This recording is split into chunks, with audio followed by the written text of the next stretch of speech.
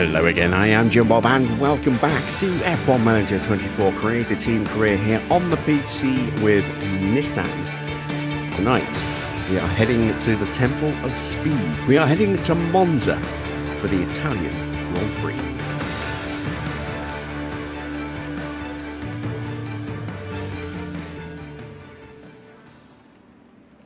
And all things considered, we're going in pretty good shape. We actually have a couple of spare parts, which is quite nice. We have both of our drivers in enthusiastic mentality, so their stats are looking quite nice. We've got a 92 cornering now on Mick, an 87 on his braking. His control is 87. Porsche's got some really nice pace stats here as well. Accuracy 90 and 89, those two also very important around here.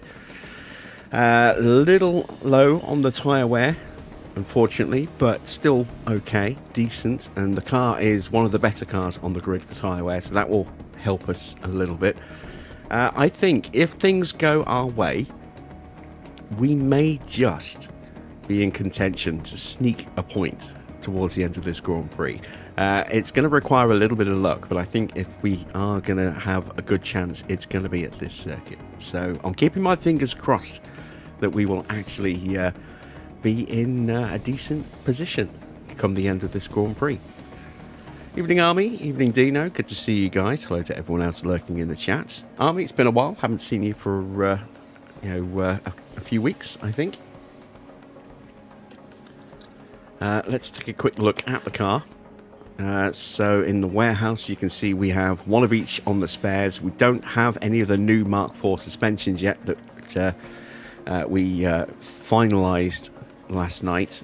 We can't put those into production yet because we need to save money so that we can take advantage of the remaining time, which isn't much, on this.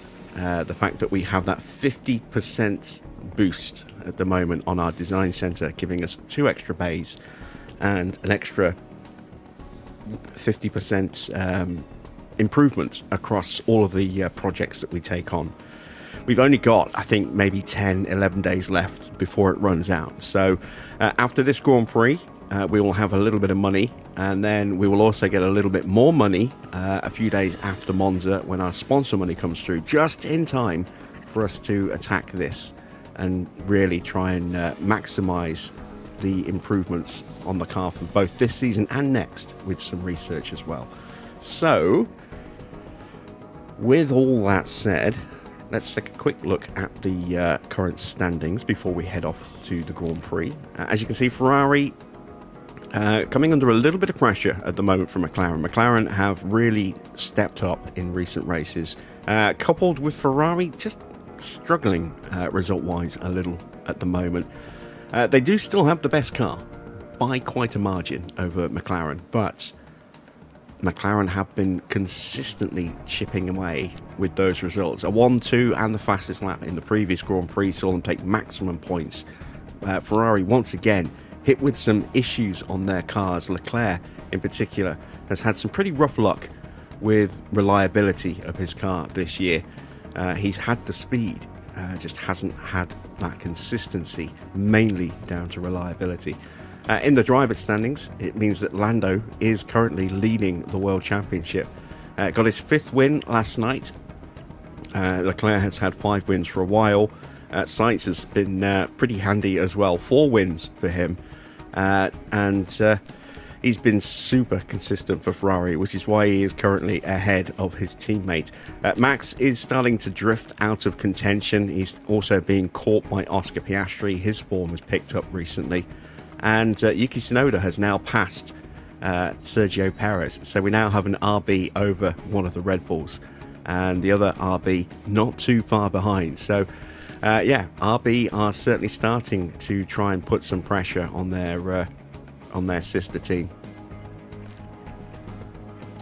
Right, Monza it is. Let's set some targets. 18th or above for both, and let's see how we do today.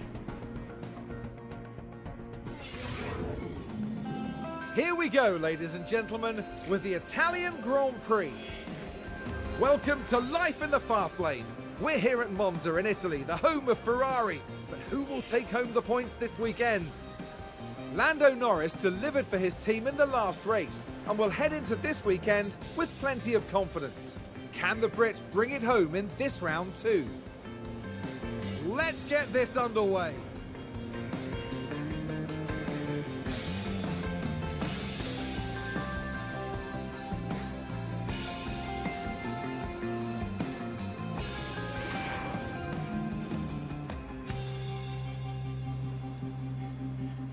Okay then, let's have a quick look. Has Tuca come of age yet? Nope, still too young, still not valid, not a viable candidate to go into the car yet.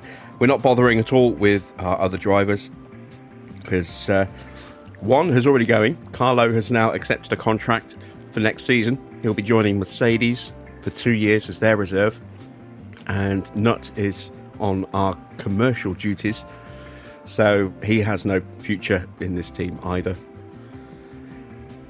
We may keep him around for commercial purposes next season as well, because he has done a pretty good job there for us as far as sponsors, keeping the sponsors happy. But yeah, Carlo's been working on car development. We've got Ryo Hirakawa joining us next season. I think, is it Ryo Hirakawa? It might be a different Japanese driver. We have got a Japanese rookie joining us next season who will be working on car development for us. So, right, Monza is normally, I think, 18 laps. I think. So we're going to overfuel. It might even be 19 laps, but we're going to overfuel anyway. We're going to go for 28 laps of fuel. Let's put in the weakest parts that we can.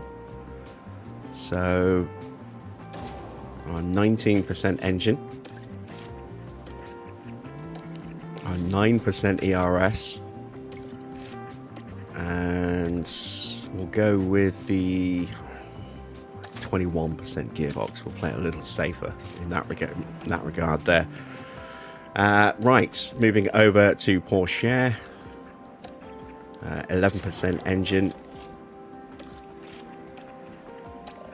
18% ERS, and it's got to be that gearbox, hasn't it? We do need another gearbox for Teo, but again, money is important as to when we spend it at the moment, so that will have to wait until the last possible moment, I think. Evening, Victor. How are you today? Right, 28 laps of fuel in this car as well. There we go. And I think we're ready to go with setups. So Monza is the most extreme low downforce setup on the grid. So we're looking at something like a 1 on the front. It's going to be a 9 on the rear. And then probably either a 2.8 or a 1.9. I'm going to start with a 2.8 on this car. We'll probably do a 1.9 on the other. A little bit less tyre camber. And a fair bit more toe. Let's push that up to there, I think. That's a good starting point. And let's have a look at mixed car. Oh, that was mixed car. All right, let's have a look at Teo's car then. So again, I want to go really quite low, but I'm going to slightly increase the front wing. I'm going to go to a 1.5. Then I'm going to go to a 9. I'm going to go to a 1.9 on this one. I'm going to drop that down just to about there, and then we're going to push that all the way up. And that all looks okay. So let's see how we get on, shall we? Green, green.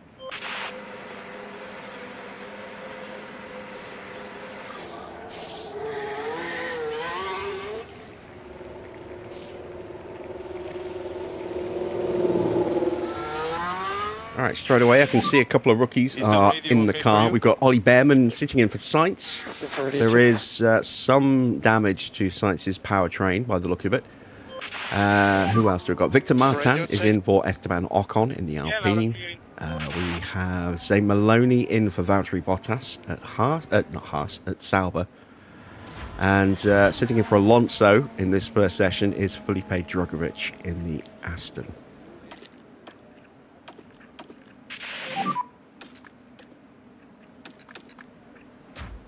Copy.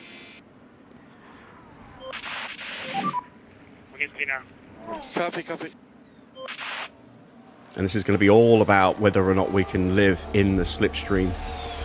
I don't know whether or not we'll be one-stopping or two-stopping here tonight. The fastest cars are going to be looking to one-stop. So Leclerc, Sainz, Norris, they're all going to be one-stopping, I would imagine. Perez, who knows? Max might well go for a one-stop. Piastri probably will go for the one-stop, but might go for a two-stop. I don't know what to expect out of the Mercedes. They actually had a decent amount of pace at one point yesterday, so they might be quick here today. And then we can definitely expect two stops out of Sauber and Haas, and probably Alpine as well, because they've all got pretty rough tyre wear, maybe even Williams. And then really don't know what to expect out of Aston. You know, they could one or two. So yeah, it'll be interesting to see how the strategy is going to play out.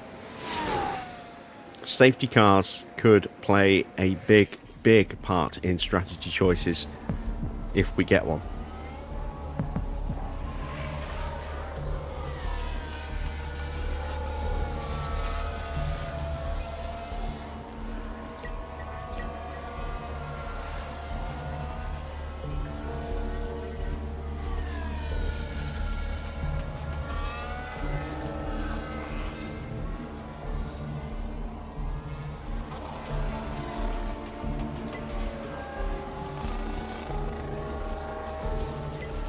Little wobble there for Joe.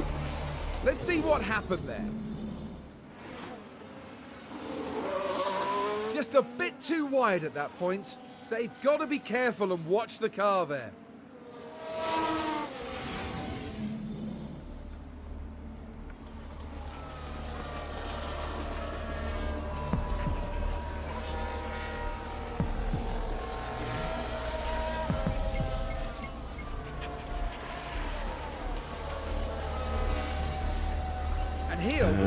And now Victor Martin having a spin. Turn 4, that I think is the exit of the chicane. That was not ideal.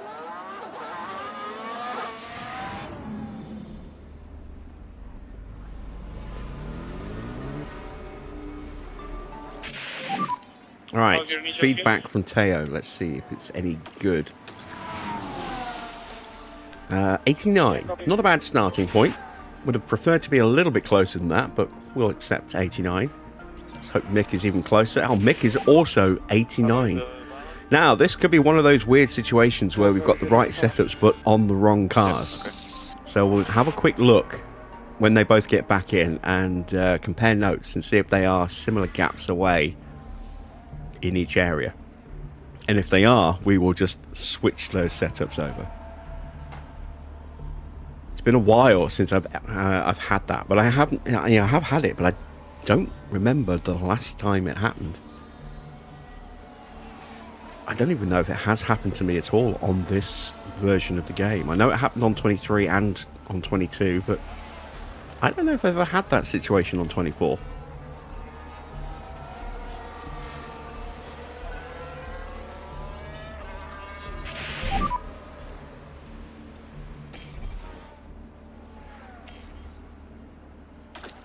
Will be interesting to see. Let's take a look at what the damage is to that Ferrari.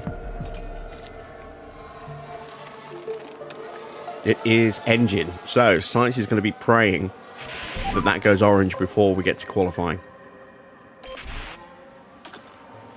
Otherwise, he could be in for a very miserable afternoon.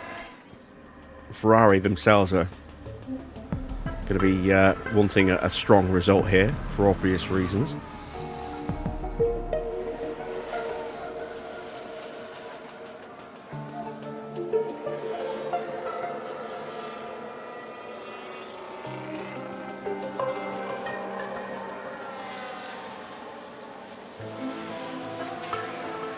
Right, back to the garage we come.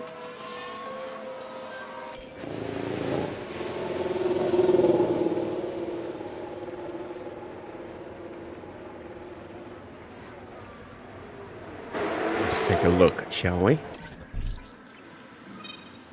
So, bang on the rear wing. Everything else is just that little bit away.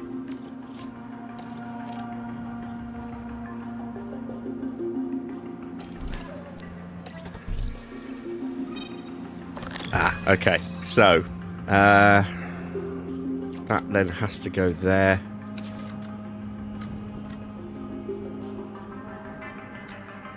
That probably has to come down a bit because that needs to come down. Need to tweak the front wing angle slightly, so let's bring that down a little bit further.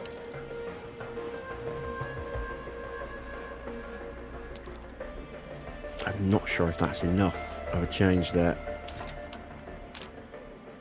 Could go to a 2. It's possible we might be on a 2.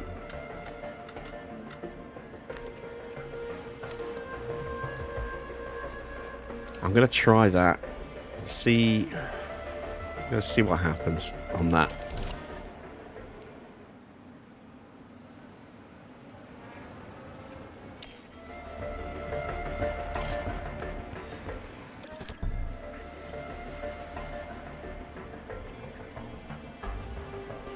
Down 11%, so little tweaks aren't going to do it, so I am going to have to take a bit of a gamble.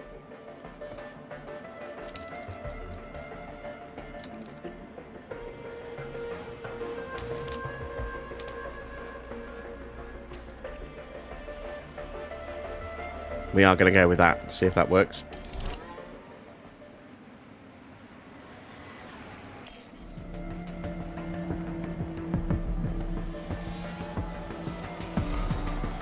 At the very least, if we've got something wrong, it should widen the gap to the point where it makes it easier to discover which way we need to go.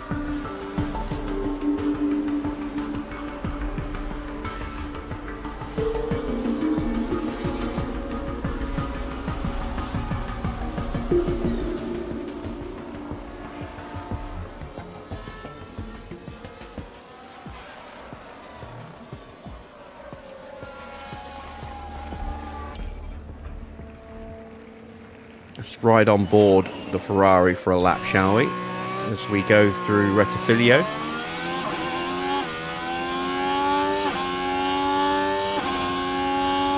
Through Curva Grande.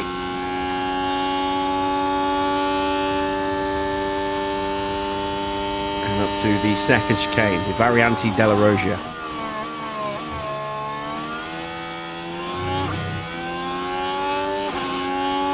Then we have this double right-hander, the two Lesmos, Lesmo 1 and then Lesmo 2.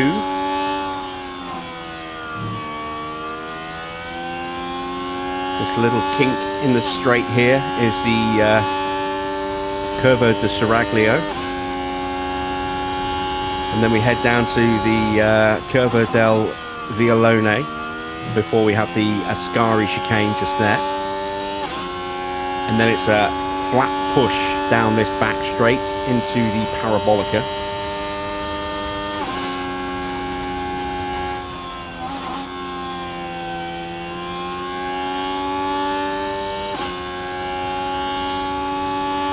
Before slamming the accelerator straight to the floor again.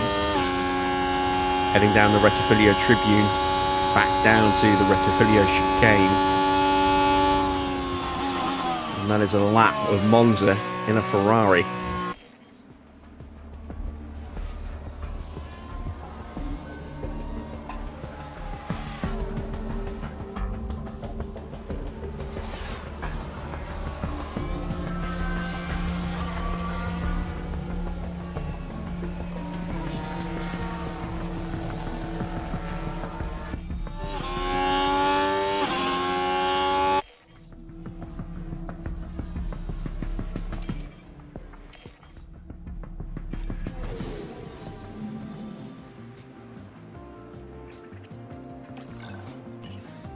So not a bad first session for us. We got some good prep done. Let's go with 22 laps of fuel. No, let's go 24 laps of fuel. There we go. We're going to be using mediums in both of the practice sessions that remain. I want to have as many soft tyres as possible. If this is going to go to a 2-stop, then we want those extra softs. We don't want to be doing 2 sets of mediums.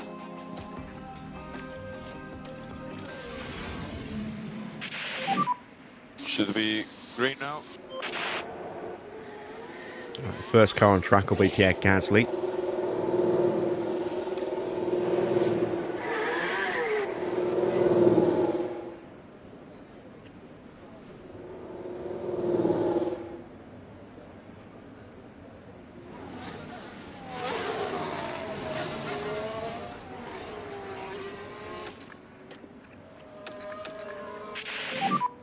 Work as much as you can on brakes and tires.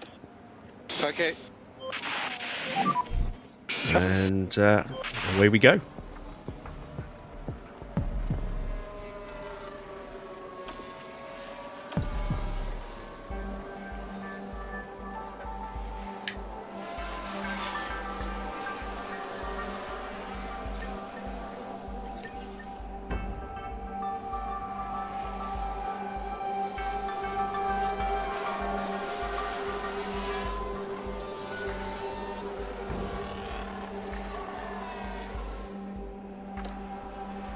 Keep an eye out for signs. I'm hoping his engine goes orange in qualifying.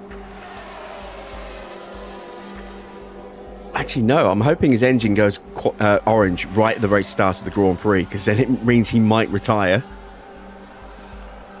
And that moves us one position closer to a potential point. He is out on track now. Let's see if his part degrades enough to be swapped out.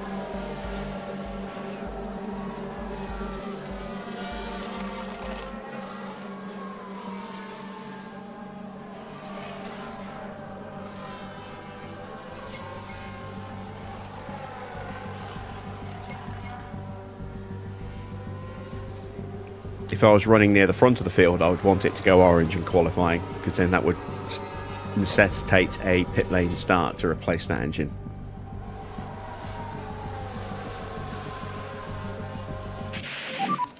Quick feedback when you can. Okay, it's only showing great feedback. That's not encouraging. Oh, actually, it's 96. It's not that far away. We just missed optimal, and we got it bang on with Mick. That's fantastic. So yeah, we've got that that car sewn up beautifully. We've got a yellow flag here. Oh, spin for Albon at the exit of Rettifilio.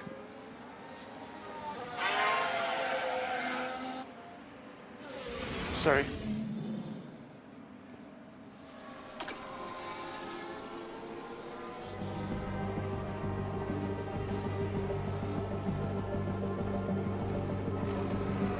Signs back out on a set of softs now.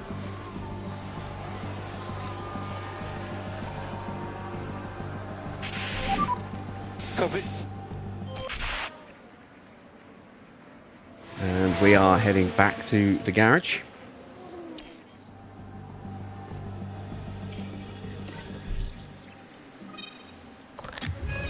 So we just need a 4% gain.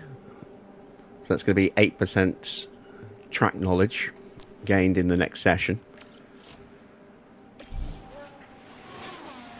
It'll be a little higher for Teo because he needs that setup as well. So we're probably looking at like a 10% need for Porsche, unless we can improve his setup. I'm happy to box. Copy, copy. Actually, no, 12%, Pit lane. I think. Stop in our box. Oh, yeah, I was right. Stop in our box. 10%. No, wait, I'm not. I'm wrong. It's 4% of 50. That's 2% normally, but it's 25%. So, yeah, it'll be 12% that we'll need. there or thereabouts. So we're just off here with the front wing and the toe, interestingly enough.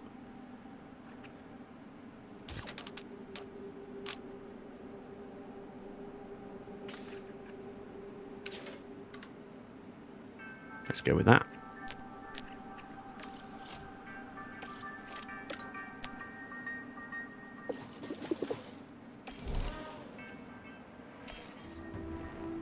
That's the change I thought about putting in and then decided against.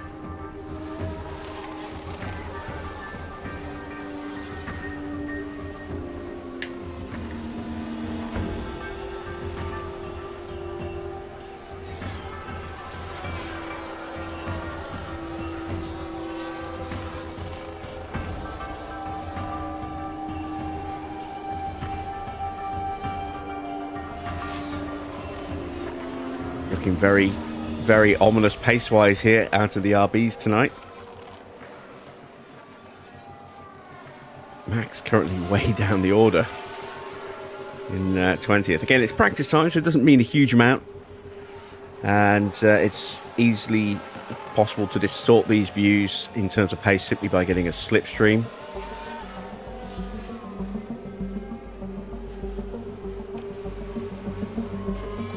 Science back out on a set of mediums, and there we go. His engine goes orange. I cannot push. Something is strange. So they will change that engine overnight, ready for practice 3.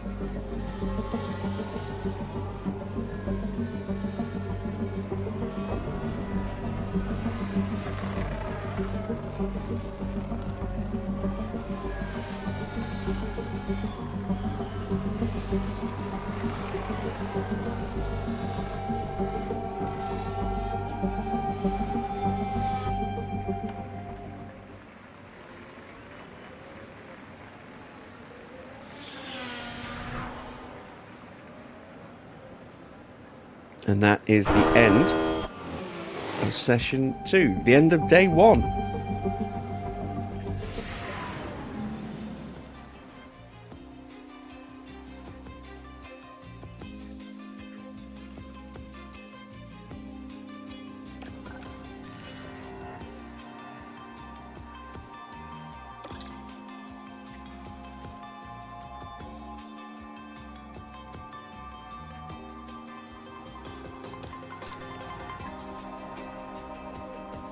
So, final practice. We've made our little tweaks here. Car is in pretty rough shape, as you can see, but it should get through this session without too much issue. So go for 20 laps of fuel.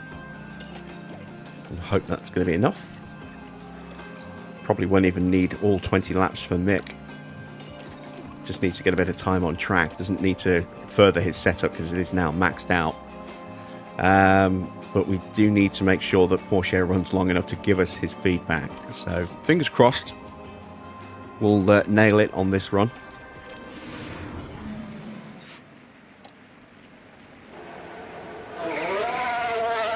We will sneak out just in front of Oscar Piastri. Not that it makes much difference, it's practice.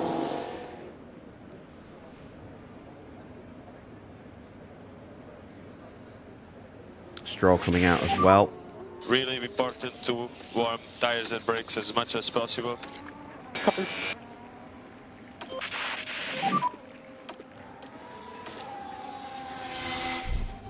Let's see if those changes are right.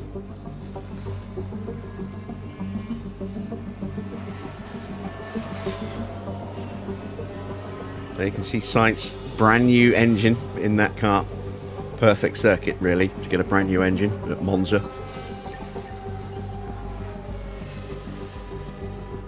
So he is definitely going to be a contender for the win tonight. Let's take a quick look at the rest of the grid, shall we? So Leclerc hasn't gone out yet. Sainz, with that brand new engine, he's got a really good looking gearbox in the RS as well, so he's in good shape. Oscar isn't in too bad shape, but his battery may potentially become an issue. It's difficult to see, actually, if everyone has gone out yet.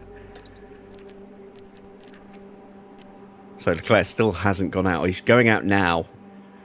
I think. Yeah, there's Leclerc. Perez is on track. Gasly's on track. Sargent's on track. And Valtteri is on track as well. So, oops. We'll just whiz through till they all set a time, and then we can take a look at what their cars look like.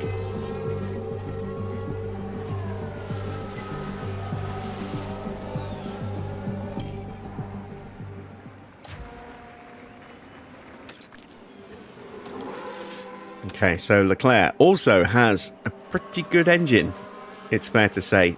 Gearbox should be okay for this circuit, but Sainz has definitely got a slight edge in case of reliability problems. Piastri is looking okay, but as I said, may have some issues with his ERS later. Norris is almost certainly going to have some ERS issues. His engine's down a little bit of power. We have a yellow flag on track. Is that Mick spinning? I don't think it was. Yellows, yellows. It was Albon. Copy, copy. Nothing wrong so far. Whoa, and there it goes. And that won't do anything to help those tyres. Evening, Farah.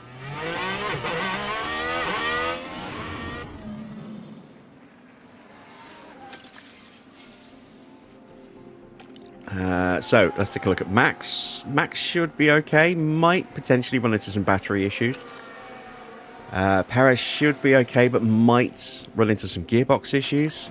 Russell will be fine, but will just be down a little bit of power. Hamilton will almost certainly run into some battery issues at some point.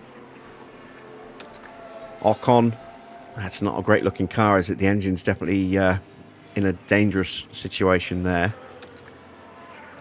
Gasly's going to potentially have some battery issues in his Alpine. Albon, slightly underpowered on the engine, but should be safe. Newish gearbox. Sargent, new engine, new gearbox pretty recently. Batteries should be okay. Magnussen, new gearbox this weekend. It should be fine elsewhere. Hulkenberg, new gearbox this weekend. Engine may start playing up. We'll see. Yeah, not great gearbox-wise for Ricciardo. That could be problematic. And for Tsunoda as well. So, might see some issues popping up for both RBs tonight. Valtteri also has some gearbox issues. Brand new engine in his car. Joe will be fine. Stroll should be fine. And Alonso could well have some battery issues popping up as the weekend progresses. So, yeah, interesting. Very interesting.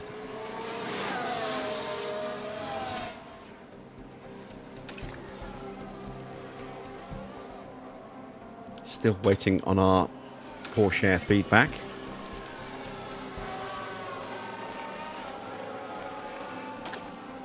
I can call Mick in. So let's go ahead and do that.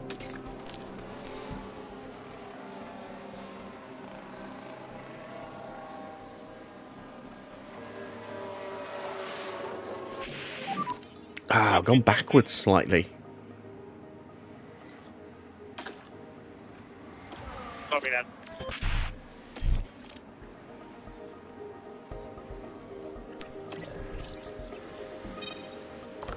Right, okay, so let's go the other way then. Let's just revert that back. There we go. So let's go that way, which means that needs to come up. That should be it then.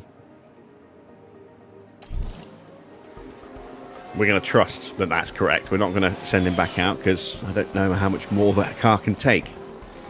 So we are done with practice.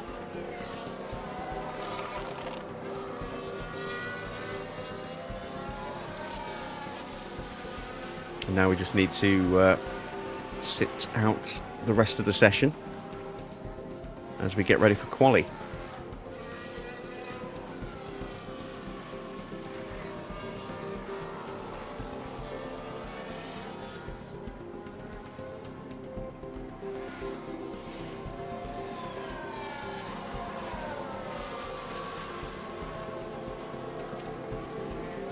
I am going to be doing another stream after this tonight, I'll be streaming some Siege mode. Patch 1.8 has gone live today for Space Marine. Got some new cosmetics, a White Scars pack for the Assault class, and a Blood Angels chapter pack as well. And of course the new Siege mode, which is essentially Horde mode. So I'm looking forward to running that. Had a quick go on that before tonight's live stream here. So I've had one run through so far on standard difficulty. But we'll be going on hard difficulty tonight, and I can see it becoming quite difficult on the higher difficulty. Both Ferraris have set identical lap times as their quickest lap so far. Let's see if either of them can claim top spot in the remaining couple of minutes. Doesn't look like it.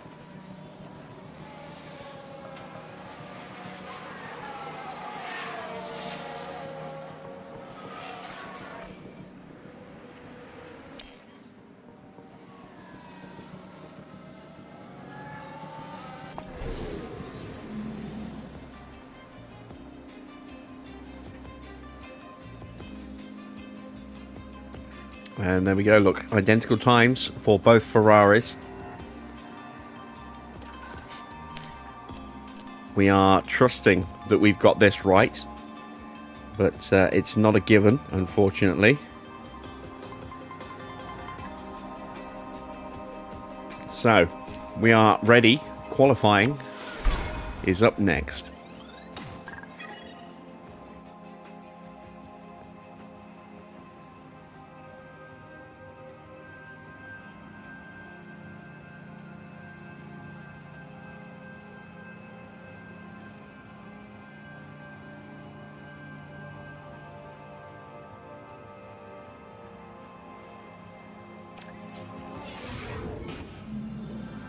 Welcome to qualifying. Let's find out if all that practice will pay off for the drivers. As we've already seen, Monza is a fast circuit. And it's no wonder the locals call it La Pista Magica, the magic track. For 80% of this lap, the cars are at full throttle, and the engines will need to give it everything they've got here in qualifying. Charles Leclerc has been a talking point for many of late. Karun, how do you think he's doing so far? We saw them set an impressive lap time in practice, so it's a great start as they move into qualifying. But as we all know, a good performance in practice doesn't guarantee success over the rest of the weekend. And with that, let's get back onto the track.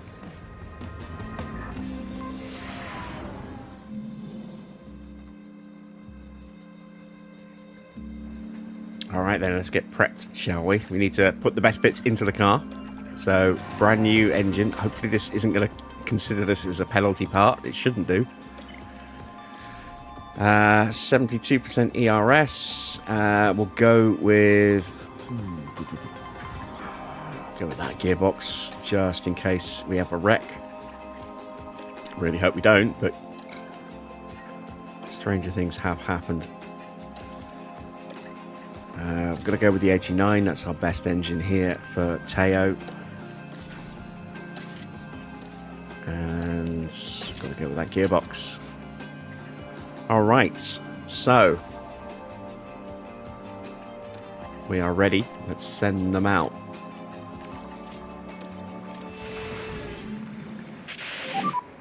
Should be green now. Just going to do the first lap without slipstreams. Ah, damn it. Now it looks like we're going to end up slipstreaming both Williams.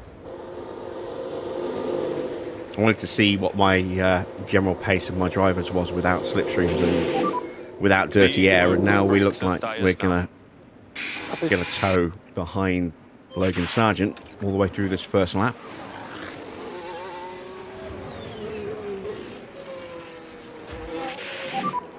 Brakes and tires, okay? Copy. So this will distort the data a little bit.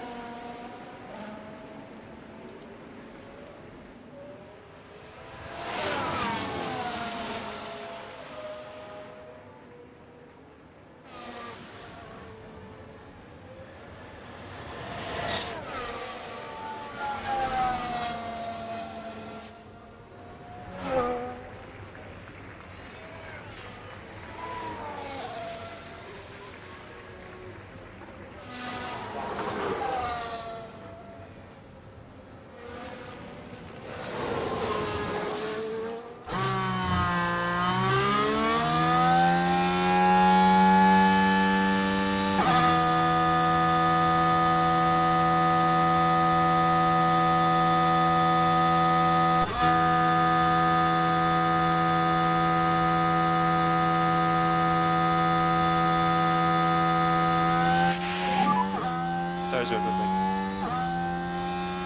Right, Mick starts to wind up when we've got traffic coming out of the pits. Go, go, go. This is a good position for us. So. No, it's not. We should beat the Ferrari, I hope. Yep, we're going to beat the Ferrari out with Mick, so he's going to have a Red Bull of Perez and Piastri's McLaren in front of him. Perez might not be an issue. Piastri probably will be at some point.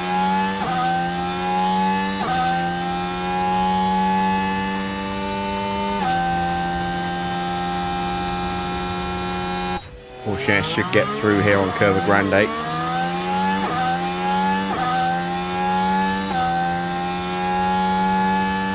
He does, unimpeded, very nice.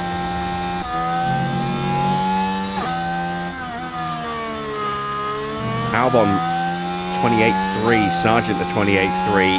Porsche just about sticking with him. Mick is down. We are definitely slower than Williams, so our qualifying is not going to be great today because we do not have a lot of top speed. We've got probably the lowest top speed on the grid, which really doesn't help at this circuit.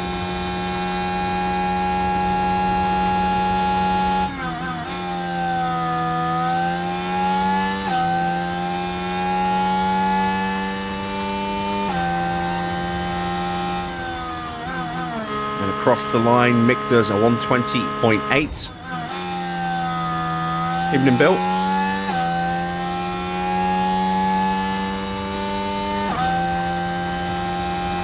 We go quicker than Albon. Albon must have been held up in that final sector by, I'm guessing, Piastri. Remember to keep following your delta, yeah? Sargent goes quicker than us by a 1.5 over Porsche, and 0.2 quicker than Mick.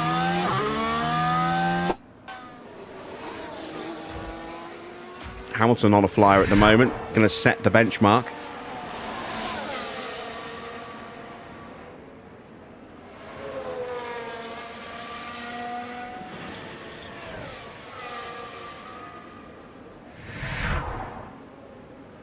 And it's a 120.1, half a second quicker than everyone else.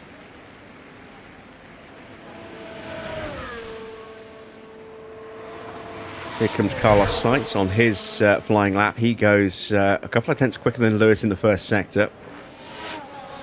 Ferrari and McLaren are going to be duking it out, I think, for pole position, but I think it's going to be one of the two Ferraris.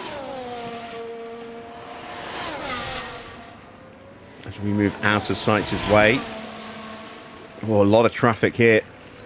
A lot of traffic here. This is going to screw up Sainz's exit out of Ascari.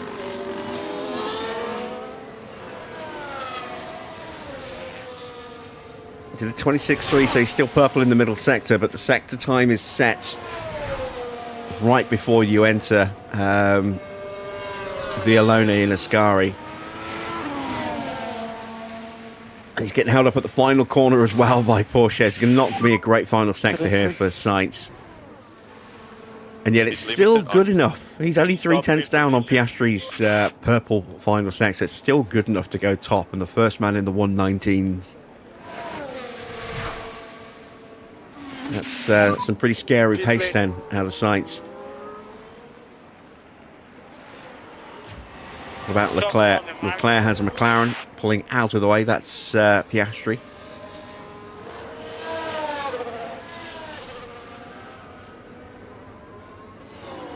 He's down a 10th on his teammate.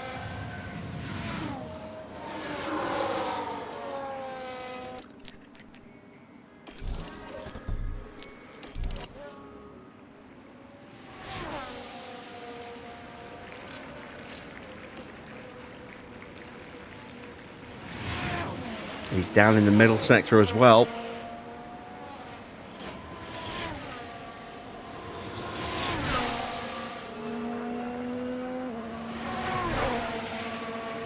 Might get a little toe off the back of this Red Bull here.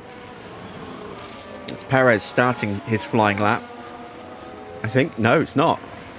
Perez coming into the pits. Did that hold up Leclerc? Not really.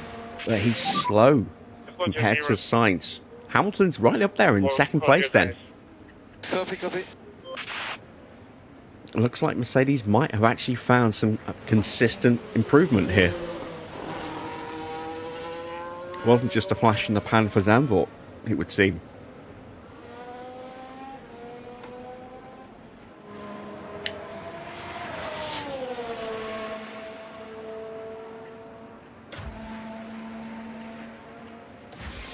Looks like Porsche's in a little bit of traffic.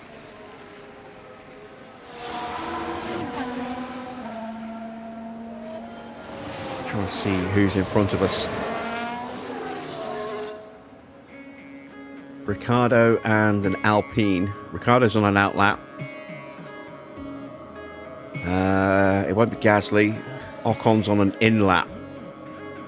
So we're okay.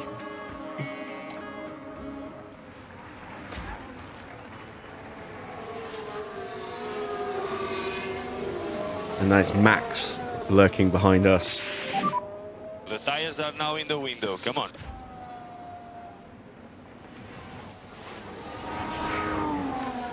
Okay, let's go, let's go. Russell leaving the garage. Okay. You might find more traffic. Won't be an issue for Mick. Might be an issue for Teo.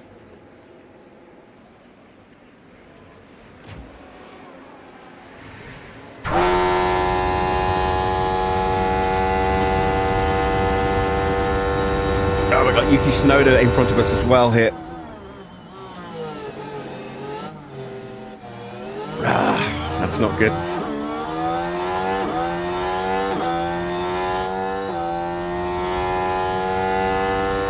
Alright, so improvement for Mick in the first. He goes purple in terms of confidence. Teo's lost a couple of tenths there thanks to Yuki. Both of the Saubers are on outlaps. We might get a little bit of a slipstream here going into Parabolica with Mick.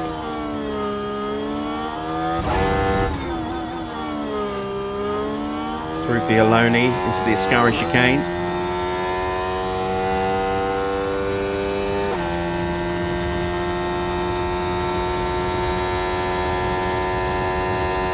Mick is up in both sectors. Porsche has found a little bit in the middle sector. Slower than Ocon at the moment, which is not great. Mick goes up to 11th, still behind Ocon. Currently P11.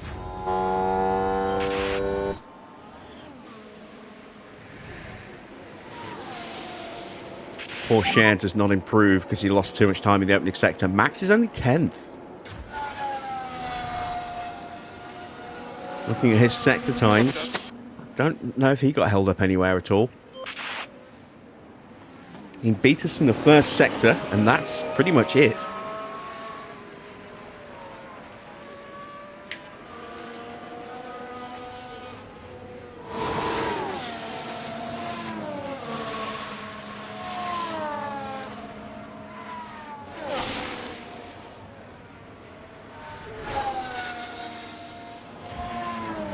So Charles going for another run. Let's take a look at the Saubers. It's Joe in front of Valtteri. If these guys are quicker than us, then we're in trouble. Valtteri's had a really strong middle sector. By the look of it. At least much stronger than his teammate. Joe goes up to 18th. He's way off the pace in the end. Valtteri goes up to P15, but he's still 2.5 tenths slower than we are.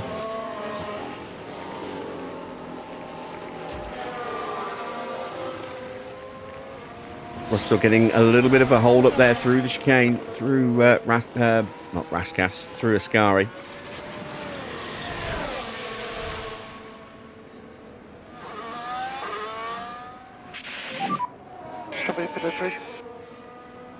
Pit limiter on. Stop in position. And we have a yellow flag. Gasly has made a mistake on his flying lap Let's as well. have a look at that. Now just keep your eyes on Gasly here. Things were going smoothly. That's a lock up into Car Vialone. fails to respond, and they ended up their own passenger.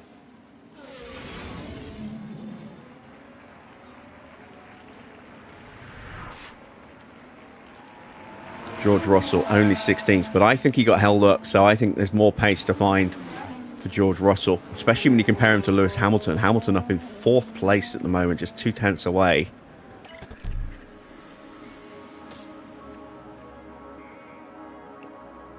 Kirk is now official, is it?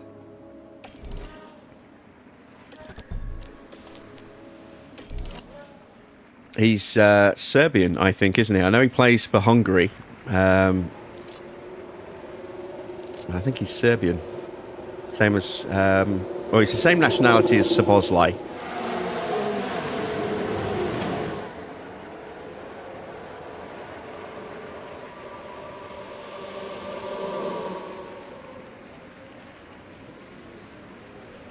But chose to play for Hungary for passport reasons.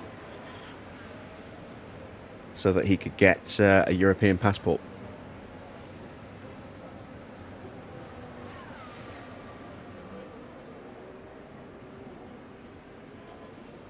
Right, Leclerc, not a great first sector, but a very quick middle sector. Let's see what he can churn out in the final sector.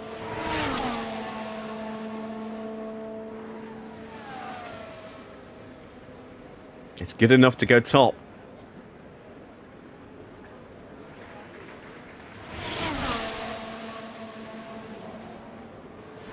We are prepped and ready, and I'm going to go now while the track is relatively quiet.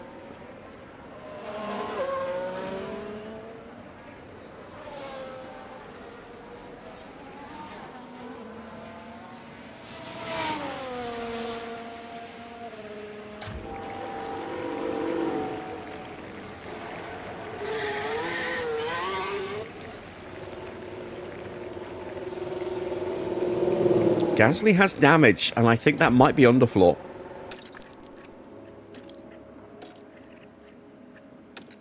Nothing wrong with the car in that respect. He's in the pits, so it won't be a wing, because that would be fixed. Unless he goes out with a damaged wing if he doesn't have a spare. I think that's an underfloor that's been damaged, which means Gasly's not progressing from this session.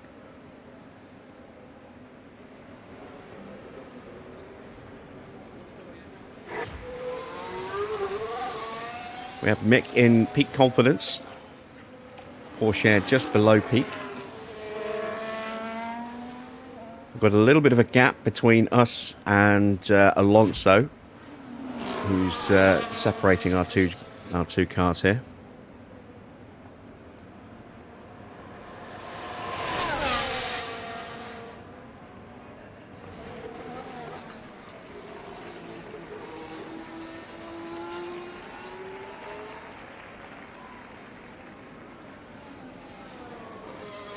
And Sainz is on a tear. Look at that, 28.0. That's 3 tenths quicker than Leclerc did in his last run in the first sector. Let's go, come on, eyes forward. Now, is Stroll going to get out of the way? Temperatures are okay for now. No, he's not. This could be a bit of a block here. Okay, let's go. We got some traffic coming up. Just about squeezed through turn 1 there without too much delay. Hopefully this is going to be an improvement lap for Mick. Sainz around the final corner through Parabolica, has to avoid a Williams. And that was enough to cost him. Could not find the improvement he needed. Traffic ahead for Teo.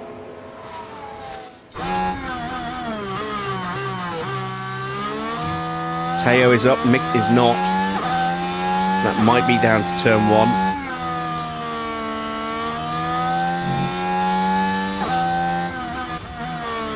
They're both clear. Schumacher's blocked.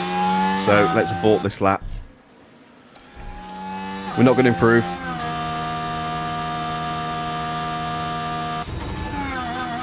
Porsche's on a good lap. Just need to finish it well now.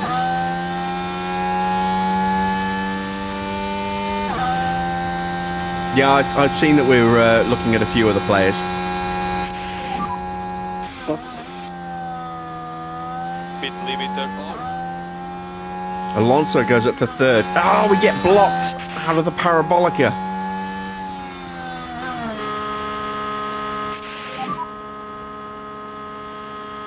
Well, we're looking at, is it Guay? I'm not sure how to pronounce his name.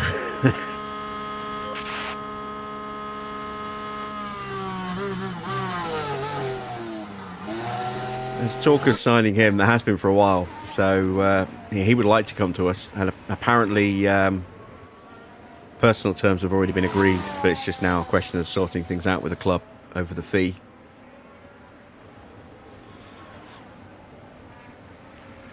Porsche had a real chance to improve, but got blocked on the exit of Parabolica up to the line. Copy. And that has essentially, I think, eliminated Teo. Actually, well, maybe not. Maybe not. Got to keep an eye on Hulkenberg and Valtteri. Ah, there we go. Porsche's out. I forgot about Russell. Russell improved. Mick still living dangerously. Hulkenberg is going to get a slipstream here, potentially. No improvement for him in the middle sector. This is all going to come down to how much of a toe he gets off Valtteri in the closing sector here.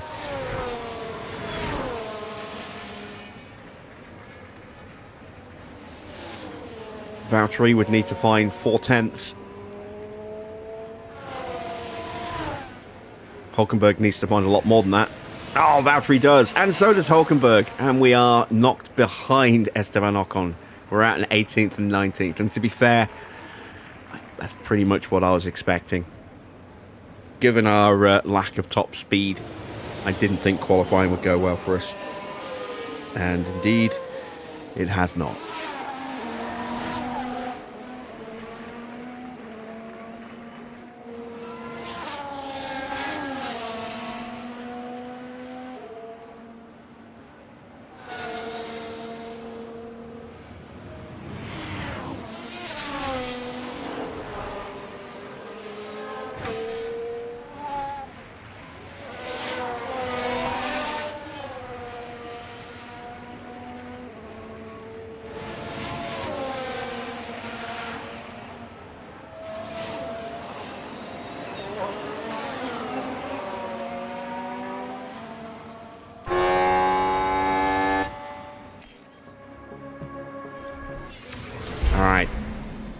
So we are out of qualifying. Let's see which Ferrari driver is going to put it on pole.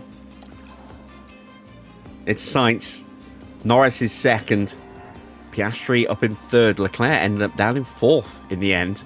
Then it's George Russell, Ricciardo, Hamilton, Stroll, Alonso, Hulkenberg. No Yuki Tsunoda in the top 10. Hulkenberg did get into the top 10, and that is something of a concern because we don't want Haas to score points here. Williams could well be on for points here today as well. 11th and 12th, they do have some decent straight line speed. Both Red Bulls out in qualifying, in the second qualifying there. Look, Perez in 13th, 14th for Max. Then it's Bottas 15th, Magnussen in 16th. Then Ocon, Schumacher, Porsche, Gasly, Zhou and Tsunoda, who finished bottom in Q1. I didn't even realise that. Well, well, well.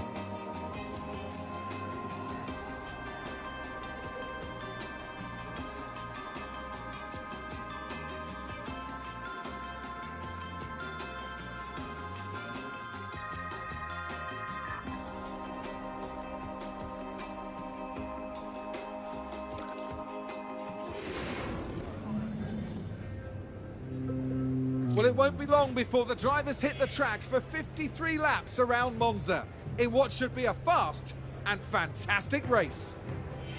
Monza has seen some incredible moments in the past. Pierre Gasly's unexpected 2020 victory reminded us of how wonderfully unpredictable this sport can be. At Monza, the aim is clear. Pure acceleration is what the track demands, and every F1 driver is only too happy to submit. Cars that struggle for downforce elsewhere can really come into their own around this gem of a circuit. The time has almost come for our drivers to fight it out wheel to wheel. Race day has arrived.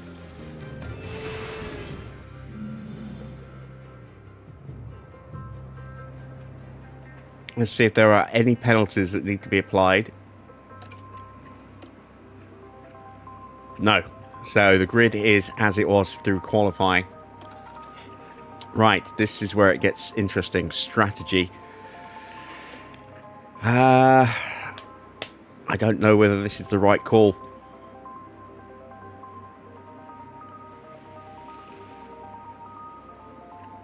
We could try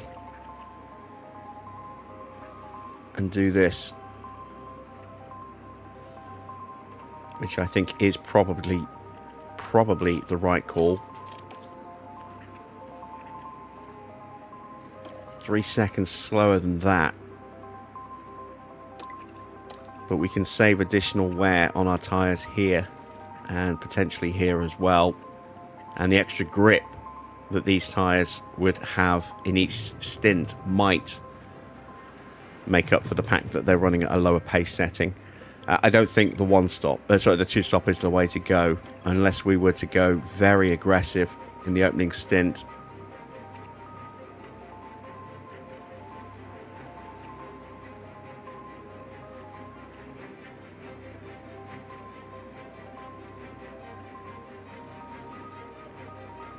And even then, it's a little iffy.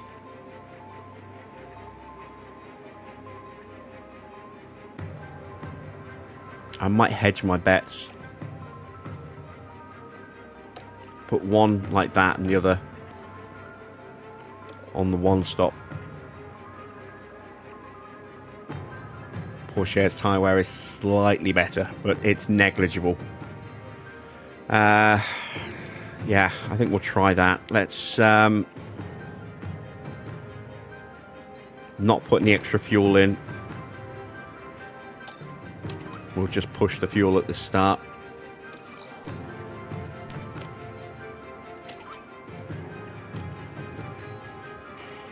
We're at 96% on Teo's car. We didn't quite get it right.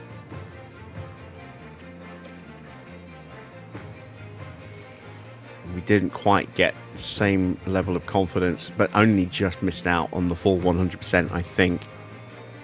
Maybe by 1 or 2%. The relationship between the engineer and driver is slightly better here, which is why we've got less of a gap to high confidence, or to very high confidence.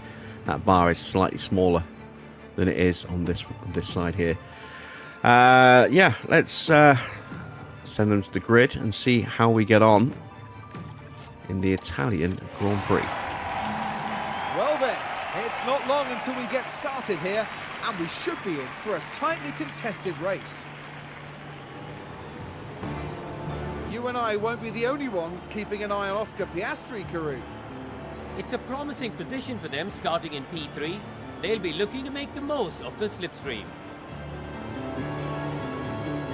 And it'll be exciting to see just what will happen here today. Here we are at the oldest circuit in Europe for this, the Italian Grand Prix. And it's lights out, and away we go. Right, medium tyres for pretty much everybody, so it looks like maybe the whole grid's going to at least initially go for the one stop. Norris has not been able to get past Sainz, and Russell gets past Leclerc. Leclerc gets pushed out wide, and he's dropping, and so is Hülkenberg. Oh, that is fantastic news for us. Hülkenberg is dropping.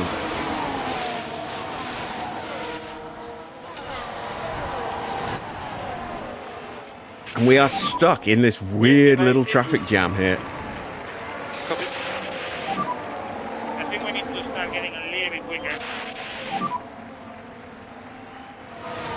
Thanks to Leclerc. Good job. Who's immediately sort of closed that gap back up to Max Verstappen. There's a chance for us here. A really good chance. We're up to 15th and 17th, so a really good start for us so far.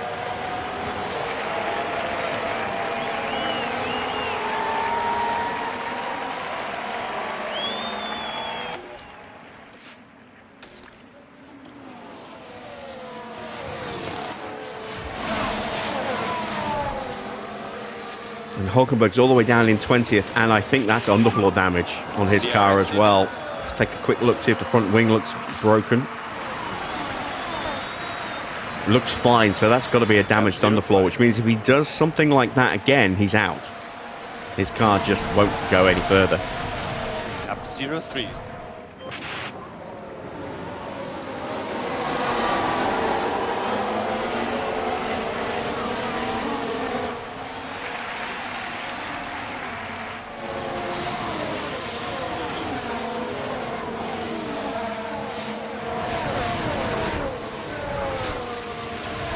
See how the rest of the grid treats their mediums in comparison to Mick, who is on that push level.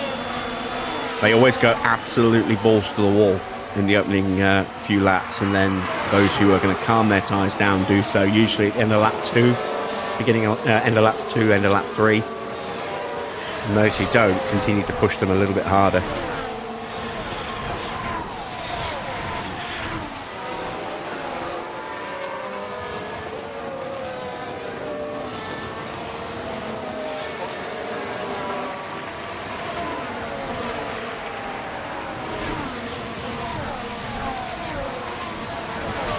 So Max, under pressure from Charles Leclerc, has dropped off the back of teammate Checo, and he is definitely vulnerable here.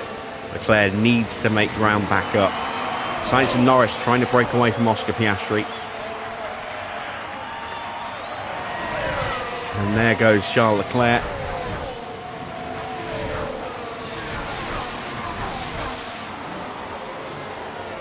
Max late on the brakes, they're side by side. And Leclerc has to give way and yield to Max. We'll have another chance.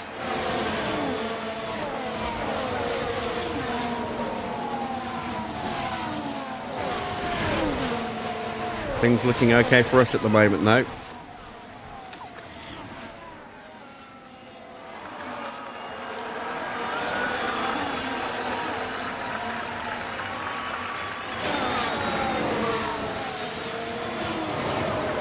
Sargent is drifting away from the back of Charles Leclerc. Max has now caught back up to Perez. Here goes Valtteri having a look at Logan Sargent. And we're going to see if we can follow through.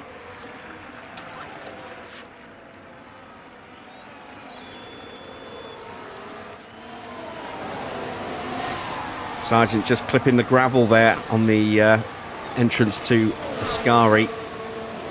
We've lost the slipstream, and through goes Magnussen as a result.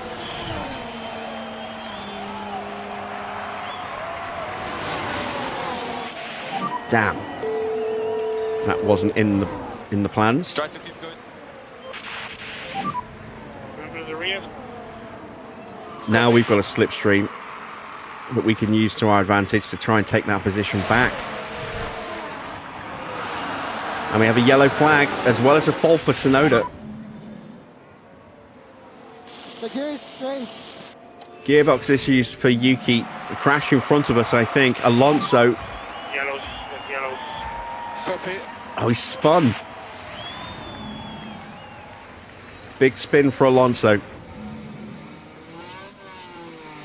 Side by side with Lewis, and just very, very strange. I completely lost the rear.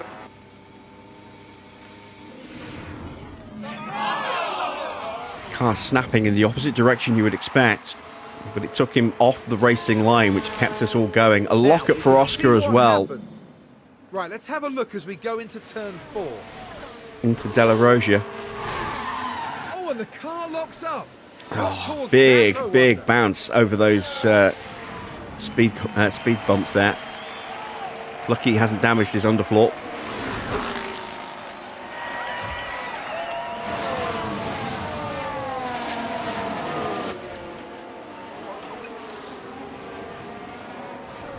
We are just going to have to settle in. We haven't got enough opportunity to get past Logan Sargent yet. But we are back in front of Magnussen. That move did stick. So P14 at the moment. Tyre wear still pretty much as expected.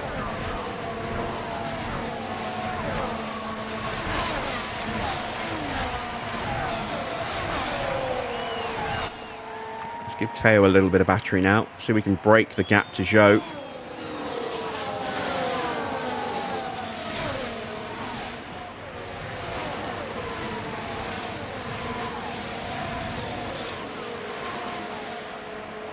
And also make sure we don't get dropped off the back of Magnussen while our tyres are in the lowest setting. Sargent and Valtteri swapping places. Mick, keeping that watching brief, has an opportunity to give him a bit more battery as well. Lock up for Pierre Gasly. Take a closer look. A lot of mistakes popping up in these opening laps here. Chicane. The brakes couldn't Oh, work. he's so Just close unable to do hitting his much about teammate it. there. Good control in the end, coming out of that lockup. Yuki Tsunoda's got through on Zhou. Still outside of DRS range, but not by much. That's why we're still pushing Porsche. I'm going to try and drop them. Ah, he's going to get the DRS look. He's going to get it just.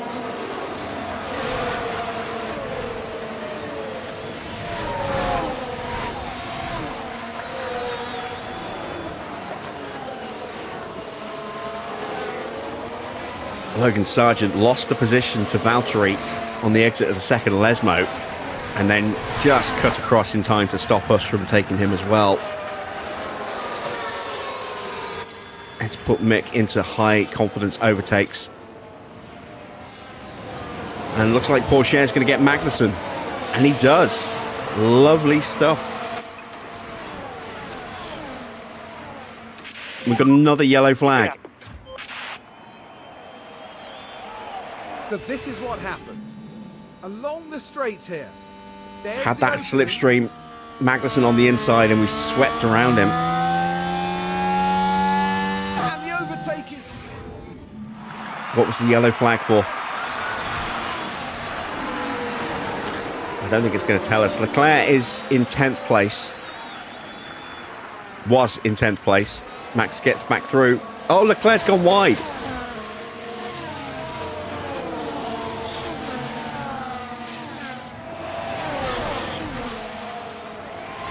And this now gives Mick a chance on Logan Sargent.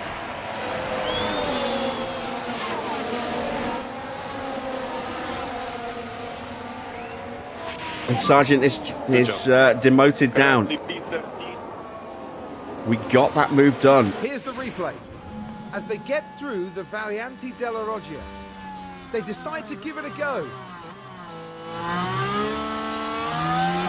And Mick Schumacher says, Dankeschön. Thank you very much. Lovely stuff. Lovely stuff.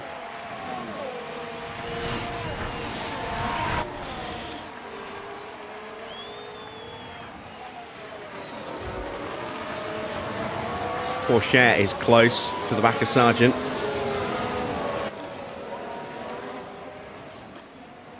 I don't want to put him in high, because I don't want him to pull out of slipstreams too early.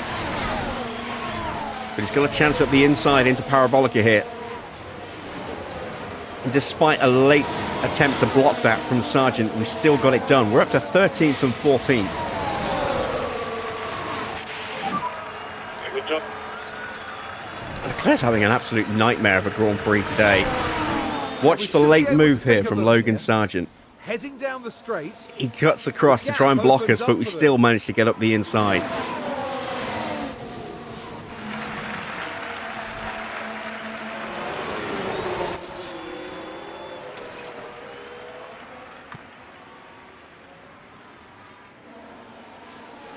And now Mick is well positioned to try and get that move done on Valtteri as Leclerc is about to push through. Got to get Porsche onto the back of Mick ASAP. Just give Mick a reason to slow down a touch.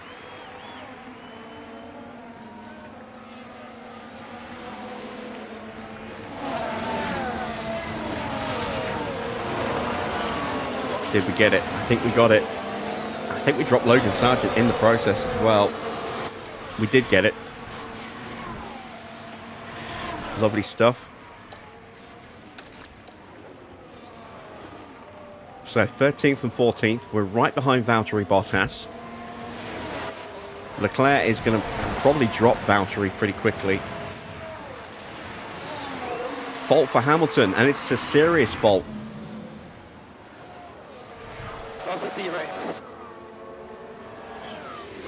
Is that temporary or permanent?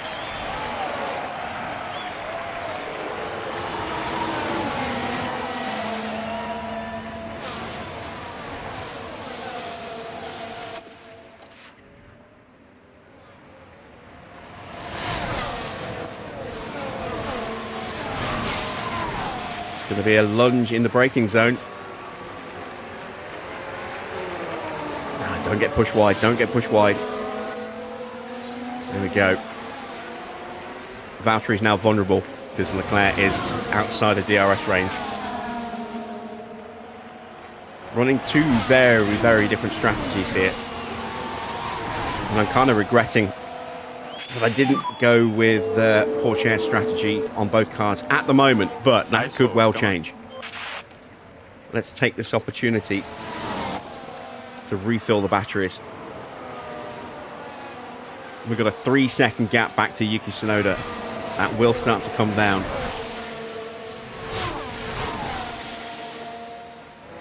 Oh, Alex Albon's in 8th place. That's not good.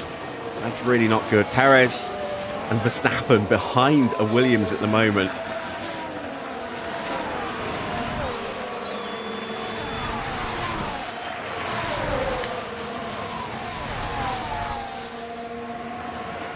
But that is 4 points on paper at the moment for Alex Albon. That will drop us down to 8th in the Constructors.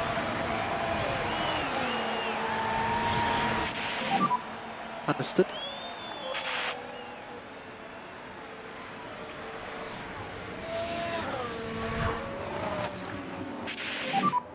We're going to have another look at Valtteri. We'll get the move done this time. We have the inside line on the approach to Curva Grande. Valtteri will sweep back through in front of us, so we will go back into harvest mode. Tsunoda is closing. He took over a second out of us on that lap.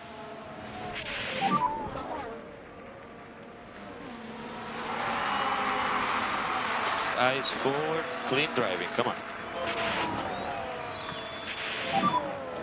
Okay.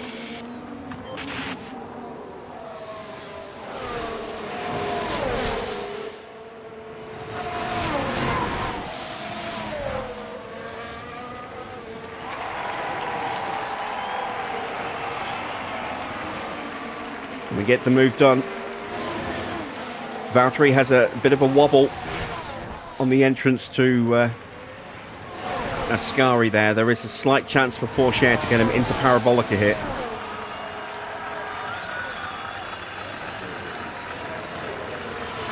And that chance is gone.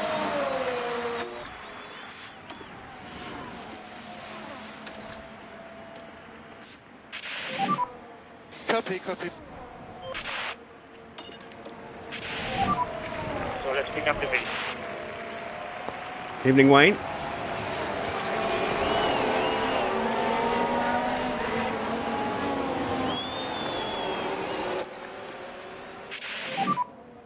Now we're coming under pressure.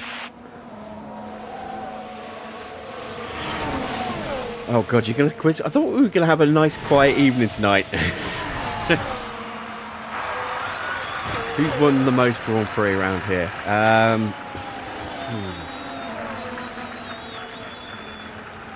Two drivers are tied.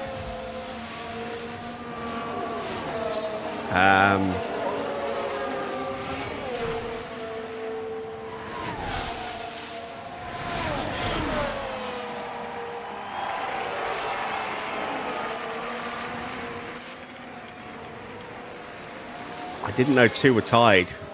I know Schumacher's won 5 Grand Prix around Monza, so I guess Hamilton must be number 2. Tied with Mick, with Michael. I didn't know that they were both tied. So let's try to do a Belgian cannon. Remember, we need the tires for long. Right, we have to get past Valtteri here. Copy, copy.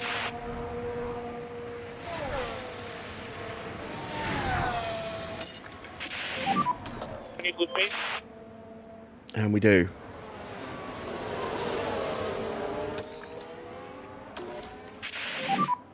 Great job, mate. So we're in P12 right now. Mick is doing a pretty good job. We've got a safety car, potentially. It's a spin. No safety car, then. Who had the spin? Somewhere back here, maybe? Yeah, Esteban Ocon.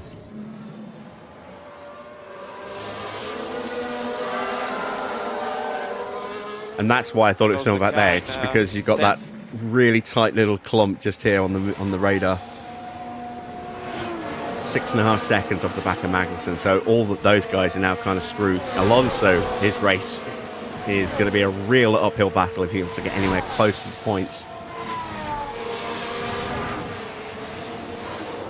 I think Mick's closing on Verstappen, you know.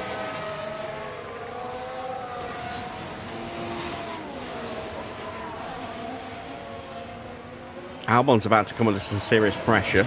It's good. I think we're closing down Max Verstappen right now.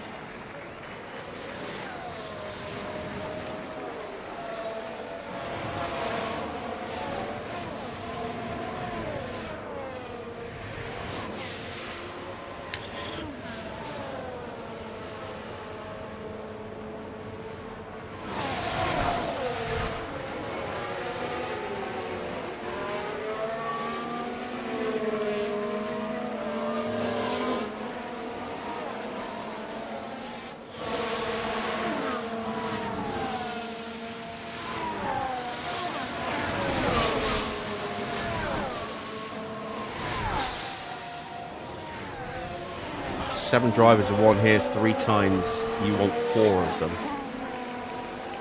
Ooh, okay.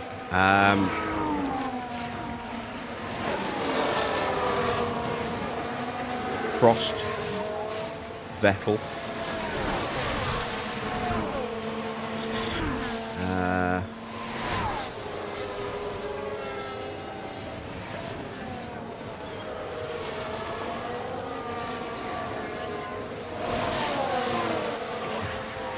I don't need an ATS quiz at the same time. All of them. Wait. All of them are going to break when 1.5 releases.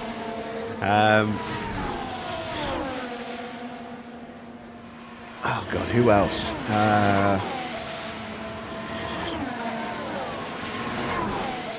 Rubens? A couple of wins for Ferrari. I know he won here for Braun in 2009.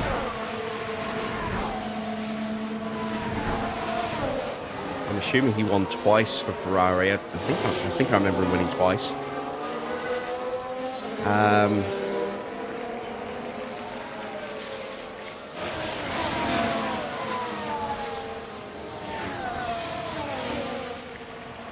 I know Ascari got 3 wins around this circuit, but that was before at least one of those was before the World Championship was formed. So I don't know if Ascari counts. So I would have to say Fangio would be my third choice. No, my second choice if Ascari doesn't count.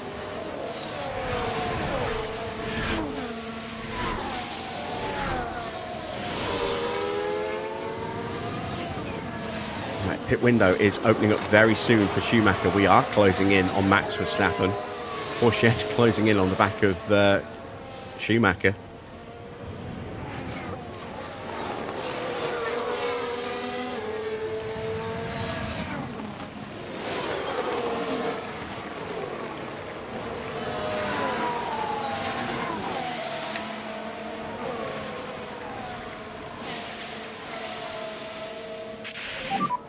We need to be ready. Yeah, copy. Vettel, Rubens, Prost, Fangio, Piquet, Moss and Peterson. So Ascari didn't count there. Okay.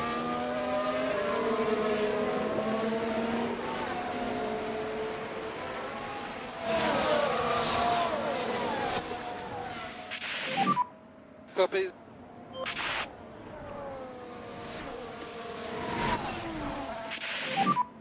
Come on, let's go get him.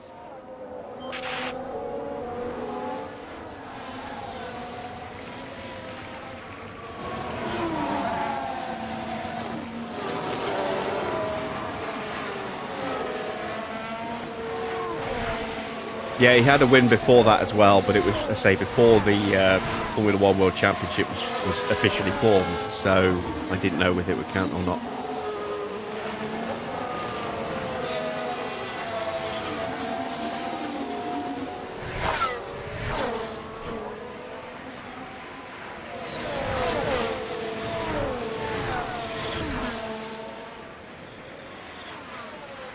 I think it was in 48. I'm not sure.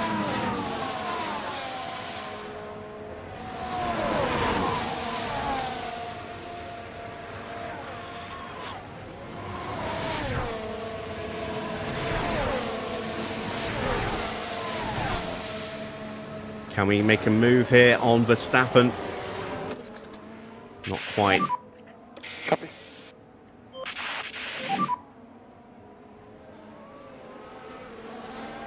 Copy that.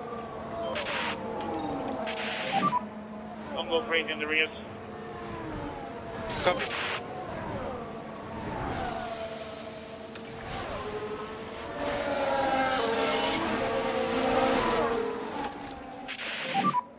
Copy. Copy. Ah, just missed out on getting Max's DRS.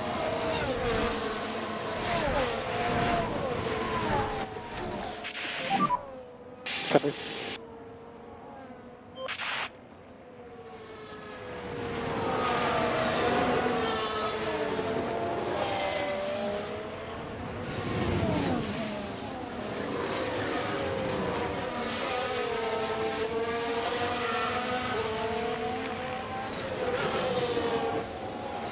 Tsunoda's caught us. He's got past Valtteri again and pushed up onto the back of us. New fastest lap has been set by Charles Leclerc, who's now up into 8th place. He's passed and left for dead Alex Albon. And I think we might be looking at some 2-stops. You can see Norris here absolutely is on a 1-stop strategy. Everyone else, I don't know. Zhou is the first to blink. Hard tyres for Zhou. Anyone who's going for a 1-stop will be going for hard tyres as their second set, I think. I don't know, though, if those tyres will go to the end. We might see Zhou have to box again later. Depends how hard he pushes these tyres. If Norris is really, really careful on his tyres, he might even be able to go from mediums to softs, in which case this race is a foregone conclusion for him.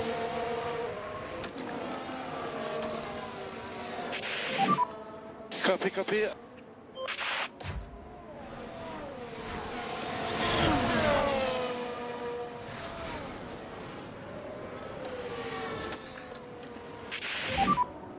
Copy. Teo keeps Porsche, keeps Tsunoda at bay. Just dropped off the back of Mick. Vettel's in front of Perez. Perez is going to be stopping any moment.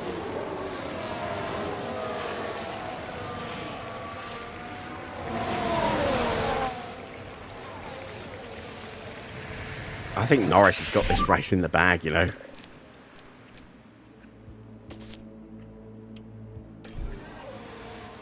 Actually, no, I'm looking at that. I'm going to go next. I'm going to go this lap. Stick to the original original plan. Box this lap. Understood. Box now.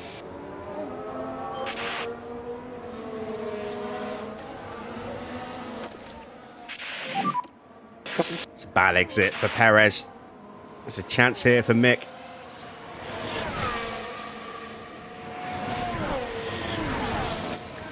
This will put him back into peak confidence if he can get him. Perez might be about to lose the DRS of Verstappen here.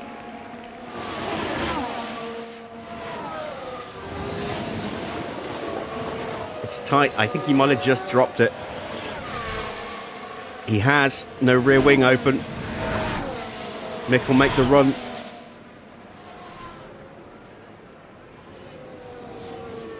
He gets through and gets into peak confidence right before his pit stop. Can he hold it through Ascari? Ah, no. Perez is going to get back ahead. Tsunoda's gone through on Porsche. Just do your best. have to say I'm a little surprised it's taken that long. Let's up his tyre pace a little bit more again. Battery harvesting's done. Mick's into the pits. Perez has stayed Try out. to go faster. Good entry. 1980 onwards is reasonable, yeah.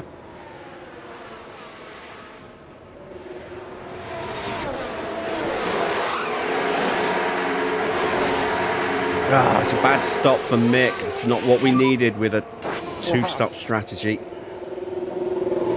Sorry. And who's that having an issue in the pits? The pit crew move into position.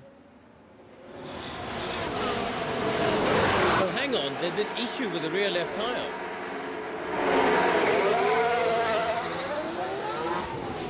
Damn it. Damn it, damn it, damn it. We'll come out just ahead of Joe, but we should have been further up the field.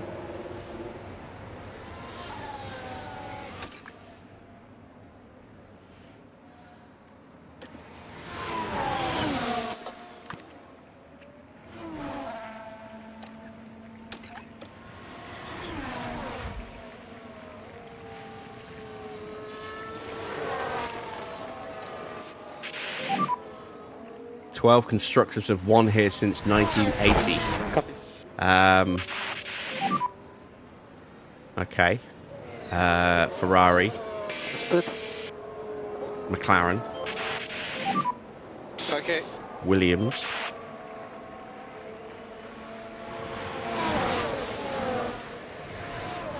Benetton.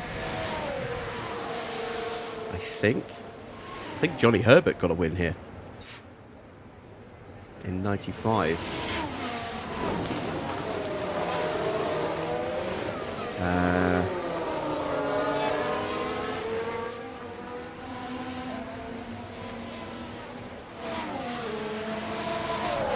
Toro Rosso, because that was famously Vettel's first win in 2008. Braun, because that was Ruben getting a win here in 2009.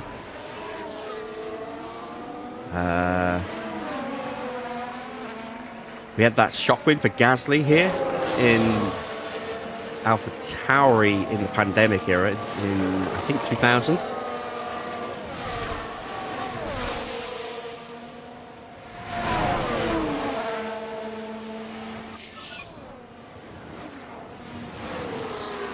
How many is that? Who have I named so far?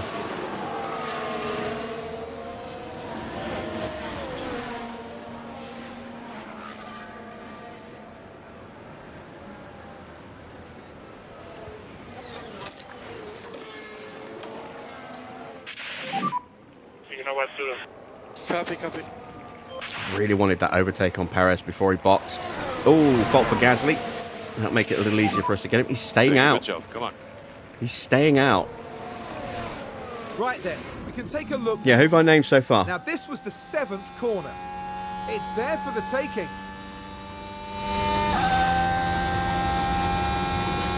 And the overtake is made.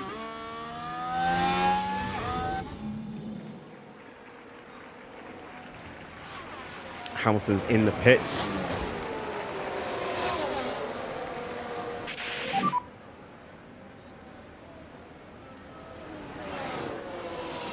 You know, long range. Still haven't got through. Come on. Come on, Teo.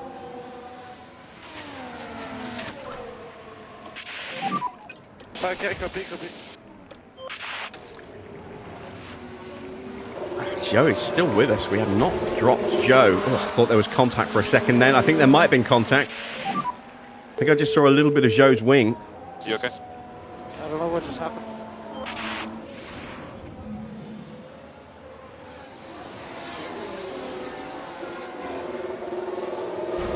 Yeah, oh, it's a little bit of carbon fiber. Banged wheels. Okay, so no damage. Hopefully we don't get a penalty for that. That should just be a racing incident. And that has dropped Joe out of our DRS, temporarily at least. So we can make sure he stays out of our DRS. It's killed Mick's confidence. You're doing well, mate. Porsche Let's does take a now look at finally the get past Perez. Here we are. It's been a going long into time turn coming. 9. The opportunity begging to be taken. The points in touching distance now. They're 11th. 11th place, out of battery. Is it a racing incident? Yes, it is. Thank you, thank you, thank you. That would have been very, very harsh. Ferrari, McLaren, Williams, Benetton, Toro Rosso, AlphaTauri, ready? Brawn. Copy that.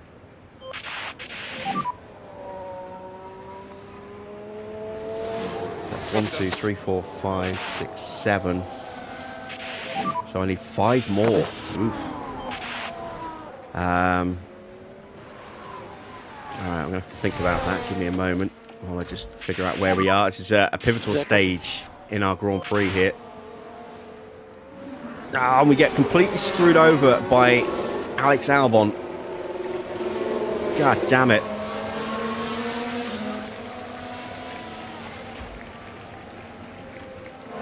Oh man, that sucks. That sucks donkey balls.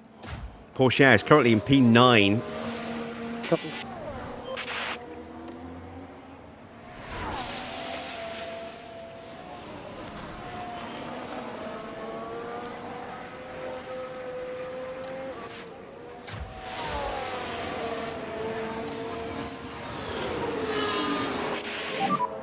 Copy.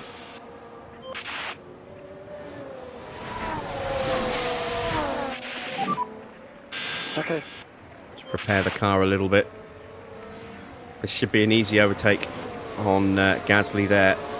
Gasly goes a little wide. We have a chance to follow through. Oh, we got a safety car.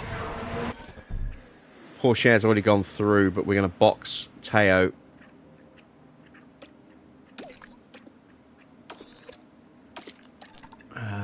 So we want medium tyres. Confirm.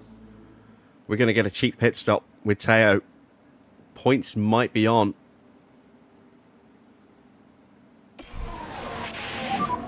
Copy. Safety car. Follow Delta time. Copy. You need to work the tires a bit more, okay? Jordan.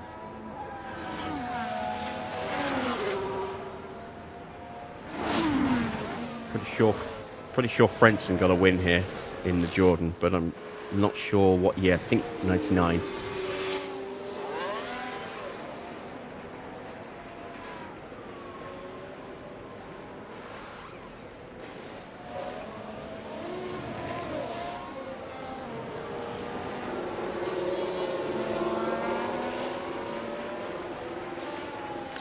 Red Bull. Can't believe I haven't said Red Bull.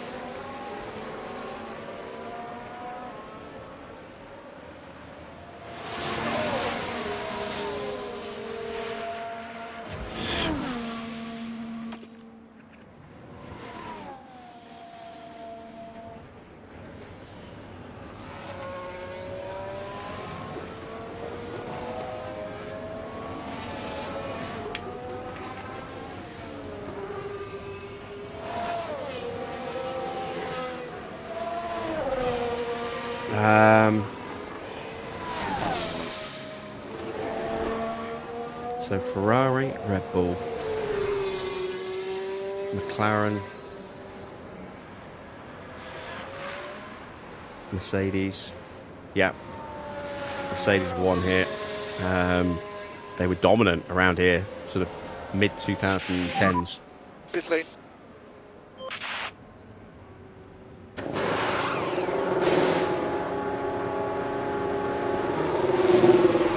So I think I need 2 more. So that's if there's, how many did you say? Scroll back the comments.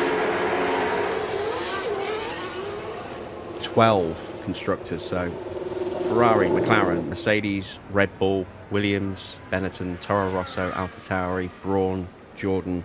That's 10. So I need 2 more then. Jam.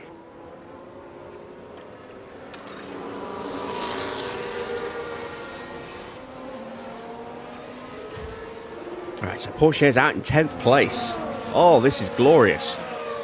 Porsche is going to the end. Max cannot go to the end. We've got a real chance of points with Porsche, although we've got Oscar Piastri right behind us. That's not great. It's not ideal for Mick, but it's too early to come in and get off those tyres. Where is Mick?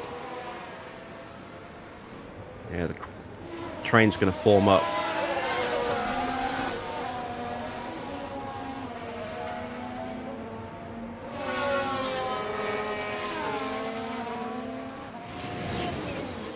Do I switch Mick onto a set of hard tyres? I have got them, but I just don't know if I'm going to have enough grip on the hard tyres to move forward enough. I'm going to stick to my 2-stop with Schumacher in the hopes that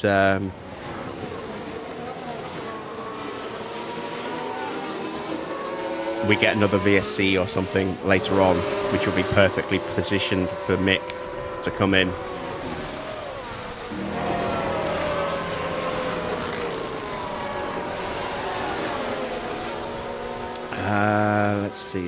Let's see.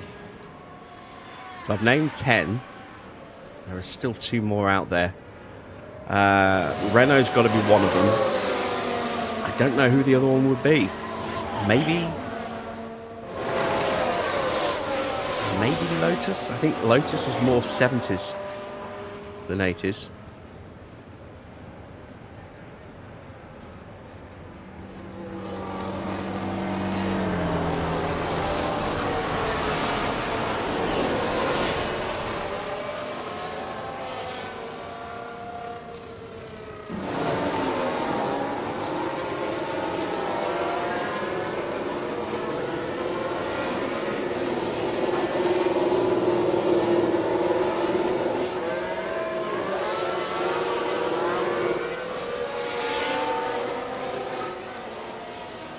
Yeah, I'm kind of drawing a blank on the last one.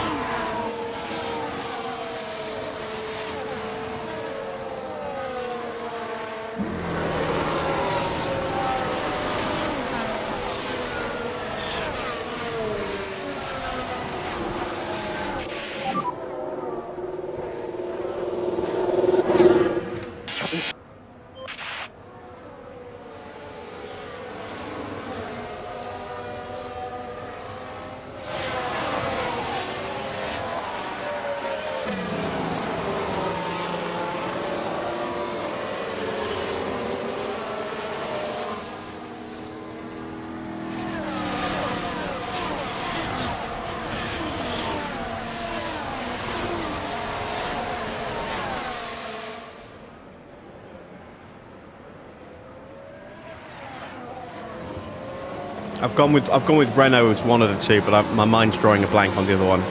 I thought maybe Lotus, but Lotus weren't amazing in the 80s. They were much better in the 70s. So I'll guess Lotus on the off chance, but I don't think it is Lotus.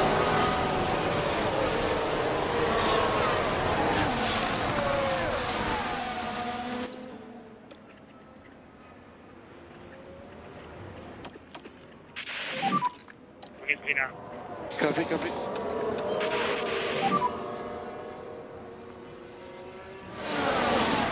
Copy. So I was right with Renault. Yeah, I don't know about the last one. I had a feeling it wouldn't be Lotus, but that was just a kind of a Hail Mary guess on that one. I can't think who it would be.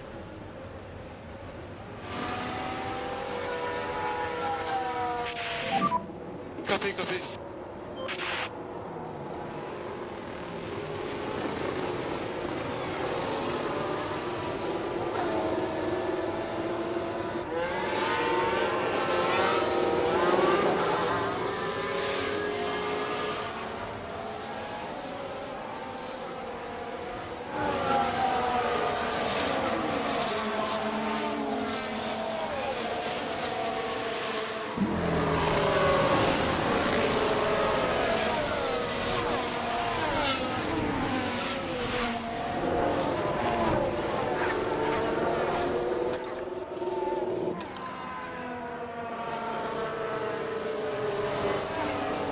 Yeah, I'm going to pass on number 12, Farah.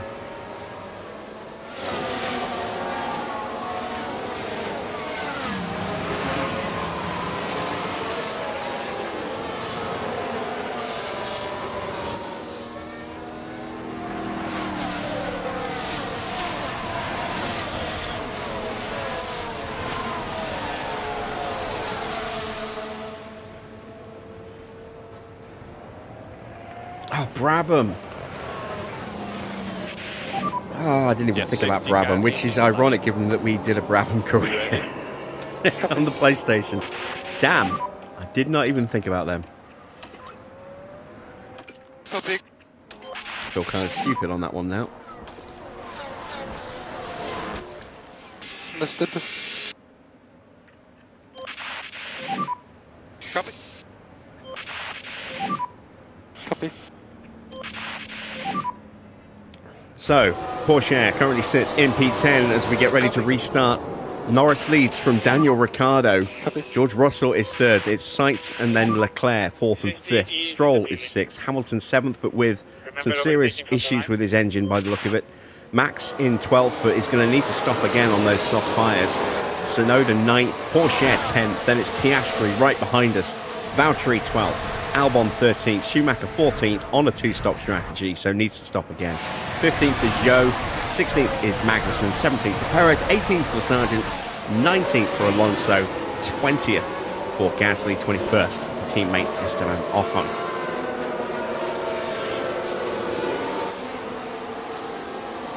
And we're not the only ones that need to stop again. Joe will need to go again as well. Sargent will probably need to. Hamilton might need to. If his car makes it, that is. What is the actual issue? We've got a yellow flag. Another yellow flag. Now we can see what happened. So Magnussen with a lockup Magnussen, everything's all right here. into You Rettifilio. can see the lockup, and they'll need to be mindful of the effect that that had on the tyres. No, not Rettifilio, Della Rosia. Rettifilio's the first chicane. What was the second yellow flag?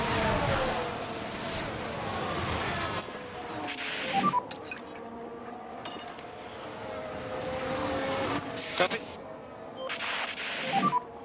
Easy, mate, easy. Copy.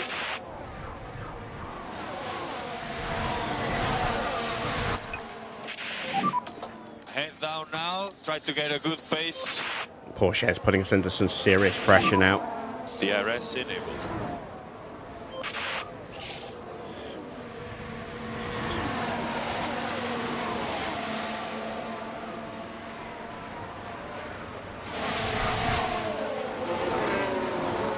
Well, some of the years are really easy to figure out because, you know, Braun were only in existence for one season before Mercedes bought them out. So that one was an easy one to figure out. 2020 with Gasly was an easy one because of the pandemic, and it was a complete shock for, you know, for them to score points. Well, not just score points, sorry, to score the win. Jordan only had a very limited window where they were actually capable of challenging for wins, so 99 was an educated guess. And Vettel, it was his first win. It was a huge deal, so that was an easy one to figure out as well. Evening, Jukas. What are the key differences between the console and PC version for F1 Manager? Mods, essentially. That's it. The game is identical, but you can do slightly more with the graphic settings on the PC, and you can put mods on. That's it. That's the only difference. Everything you can do in the base game is the same on both formats.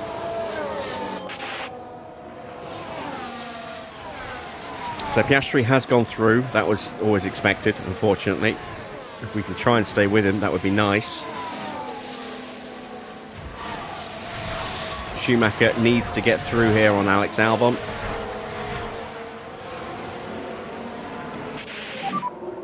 What mods can he do? Well, we are running a custom team mod here for my team. So we're running as Nissan with a custom livery and official sponsors. This is modded, which is why we have a wider timing screen and the ability to look at sectors. The visuals are running with a mod. I've got a graphics mod on to give me 4K, really crisp 4K visuals, although it does have a trade-off with some weird side effects at times. What else are we running mods? Oh, we're running the realistic racing mod as well, which makes overtaking harder because it lessens the impact of DRS and slipstream, so it's not constantly just incessant back and forth overtaking.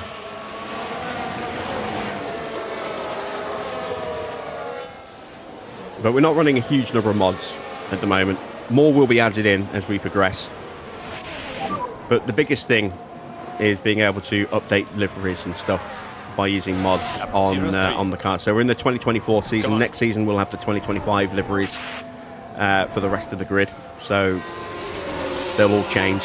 Apart from ours will probably stay the same. I have got another couple of different livery options for my team, but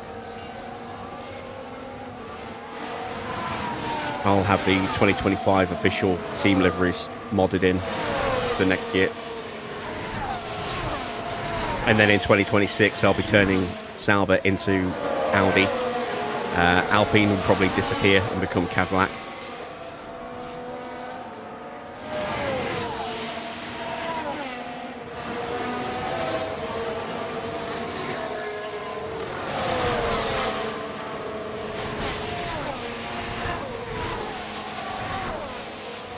Just unfortunately do not have the pace to stay with the front runners at the moment. Is there online? No, it's an offline game. There's no online capability, so it's single player only. Come on.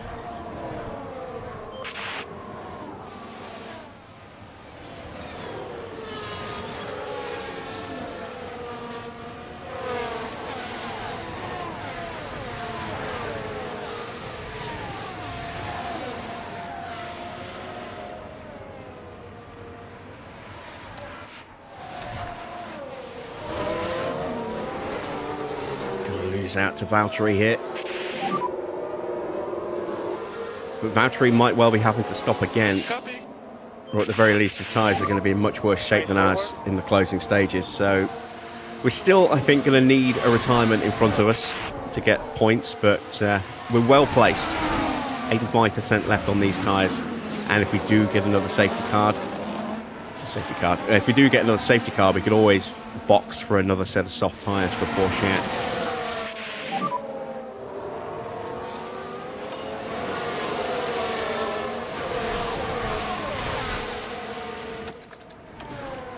Don't worry.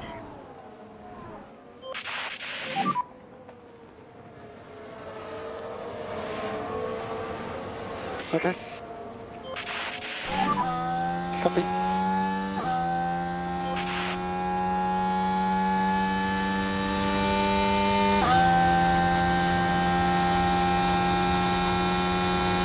New fastest lap for Carlos Sainz. He has caught the back of George Russell. Valtteri is trying to drop us.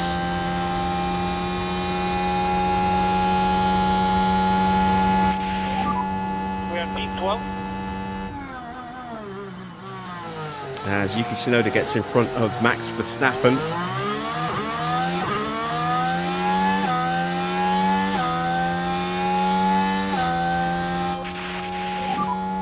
Yeah, no worries, man.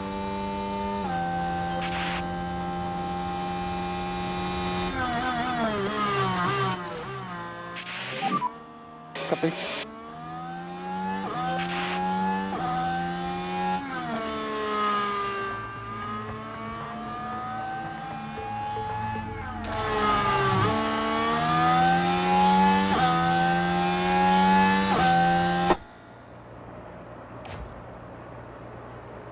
Just dropped off the back of Alex Albon, and here comes Checo.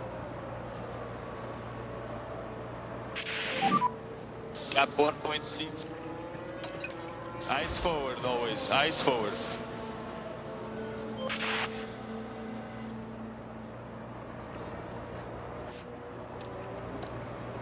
Yeah, I got battle assist on. Good. Oh, wrong button. That's what I meant to do. Copy. Okay, we have a fault for Alonso.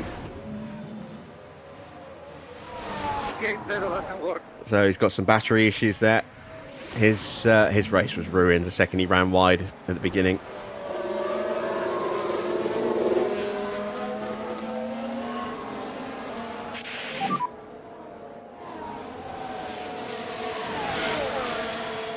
Gap 05. It's coming to us. See if we can start to save a little bit of extra tyre wear and refill the battery here behind Valtteri.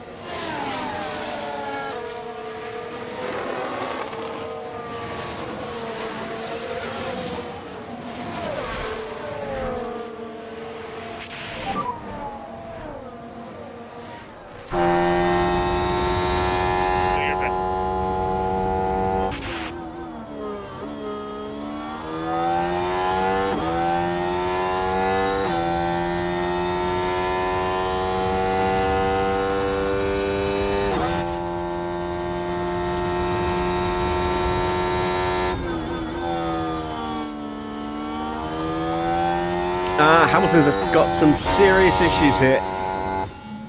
Oh, that's not good. They'll need to retire the car. Well, that all depends. Is it engine? Or is it battery? Let's have a look. It's battery, so he won't need to retire, but he will be slow from now on.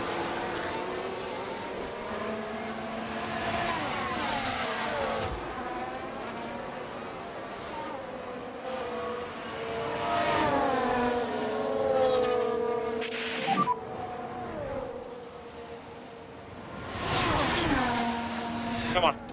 Perez gets through. We've Now, been this waiting is on Sergio this. Perez. It's been threatened for a while, ever since we certainly dropped off the inviting. back.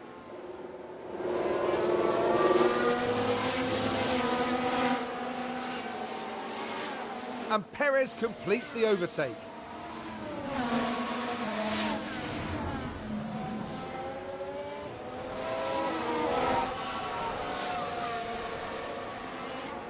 Let's see if we can get a nice little thumbnail screenshot.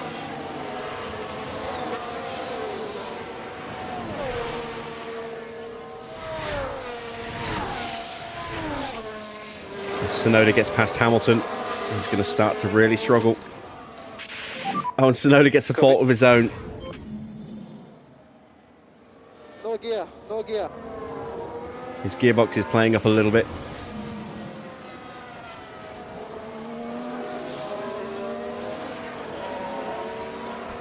Got to be wary of the engine temps creeping up.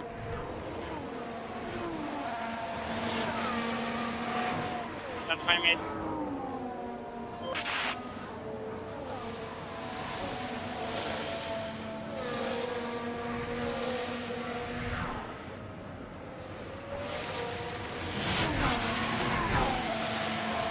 Another fault for Hamilton.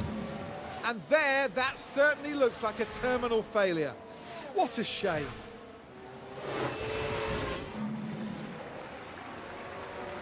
We'll have another inspection in a moment.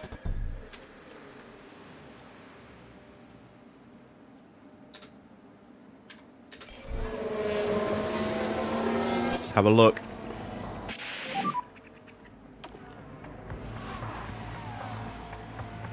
I'm not quite sure what that second fault is. Yeah, man, no stress.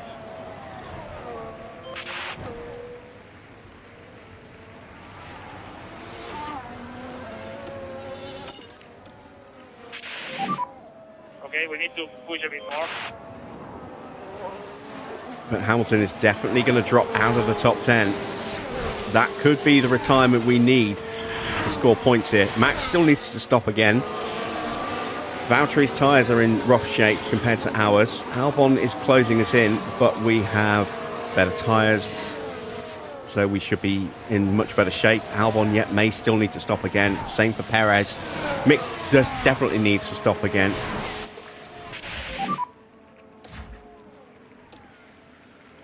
And he's going to be stopping very soon.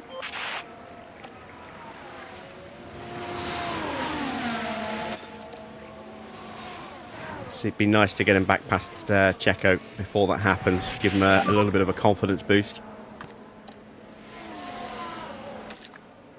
Gap 0.9, 0.9. Nothing we can do, so forget about it. Let's box him on the next lap. Box, box, box, box. Copy for box.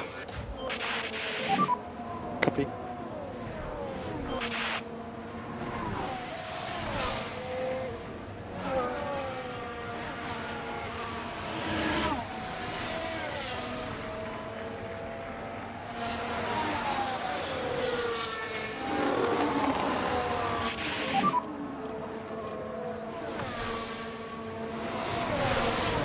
Just do your best.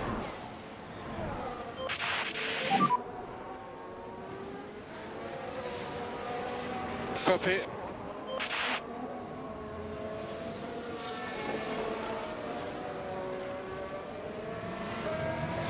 Hamilton is still out there. So that failure on the ERS will not force him in, but it will slow him down. Let's see what his pace is across the line. 125.1.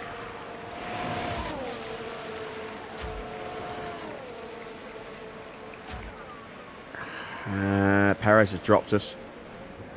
Damn it. This is our in lap. Let's thrash these tyres. Okay, mate, no worries. Race is long. Max is dropping Close into the clutches of Valtteri, who might even have a look here.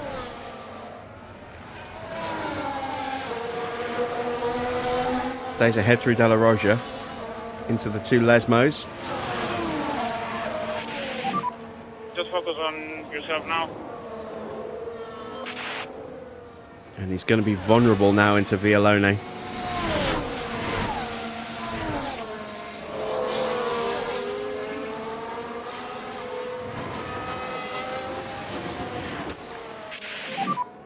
Okay. Bottas gets through.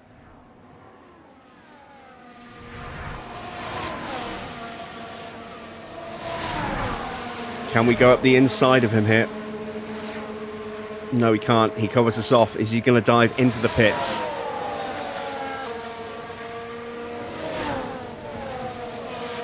No, he stays out. Copy, penetrate. In comes Mick. Joe boxing behind us as well. Once again, we're going to be having a Sauber shadow. Soft tyres for us. Better stop, 2.6. Medium tyres for Joe.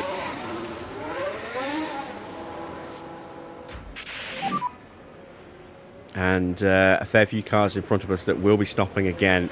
Yeah, no worries.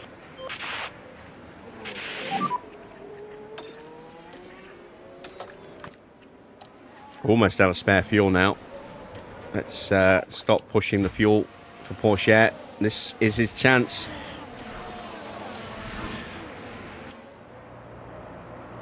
Will be 17 to go. 17 to go.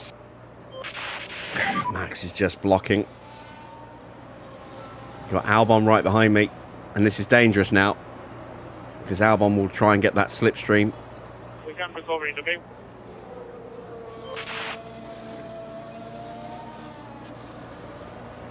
Okay, Max is just positioning his car just perfectly to shut us down. We'll get the DRS. Max peels off into the pits. Mick wasn't too far behind him, and we're pushing Mick, so there's a chance we may come out on terms with Max here. It's not a good stop. Albon's got me. Damn it.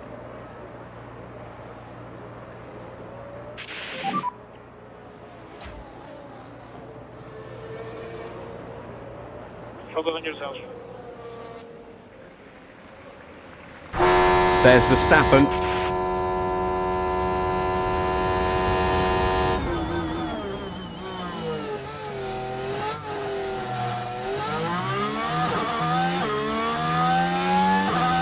He got ahead of us and stayed ahead of us.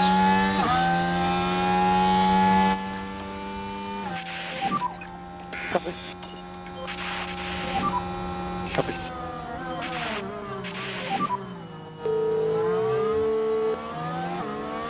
Need to focus on going forward now.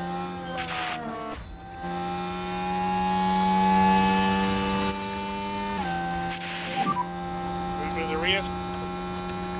Copy, copy. Copy that.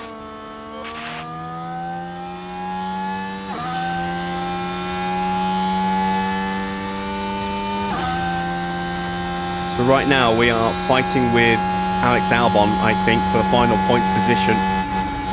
Valtteri definitely is going to need to stop again. Albon might be able to go to the end.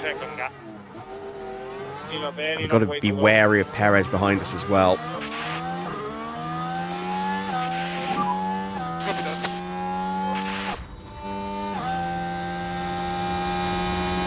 And we've got Sargent that needs to stop again, Magnussen that needs to stop again. So we're going to climb at least another couple of places here with Schumacher.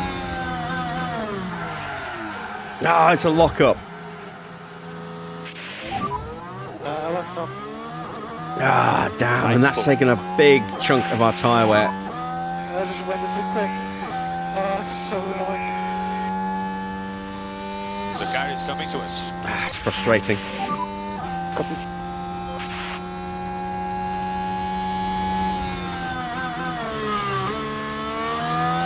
Perez might need to stop again as well now, looking at his tyres. He's dropped away from the back of us.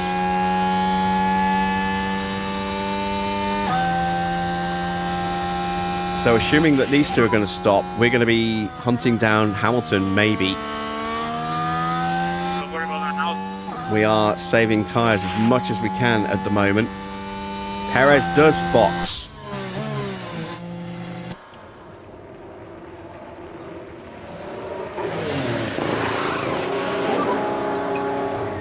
Soft tyres for Perez.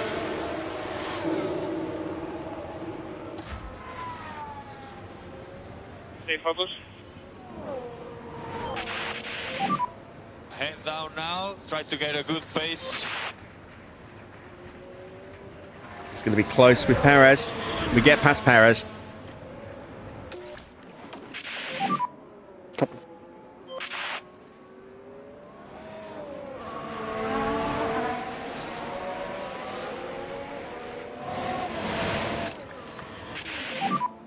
Copy. A bit more pace, man.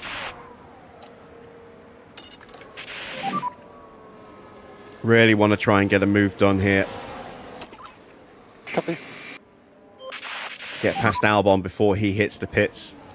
Get that extra confidence into Teo. Copy, copy.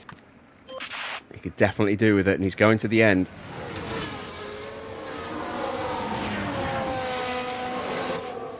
That's a fault for Ocon. Valtteri boxes. Albon stays out. Come on, get the move done. Get the move done.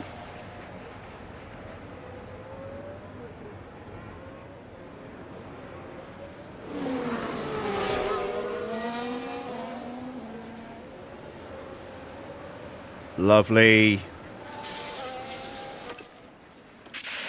There we go. That's what we needed.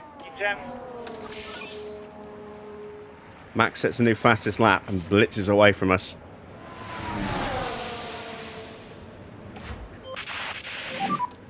Copy, copy.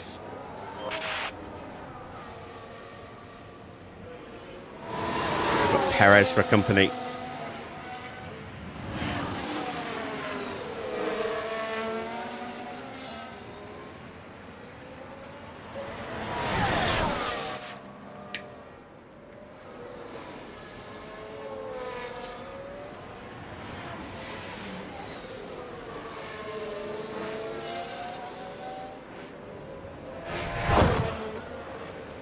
Albon trying to edge ahead. We have the better traction. He's backed off. Is he boxing?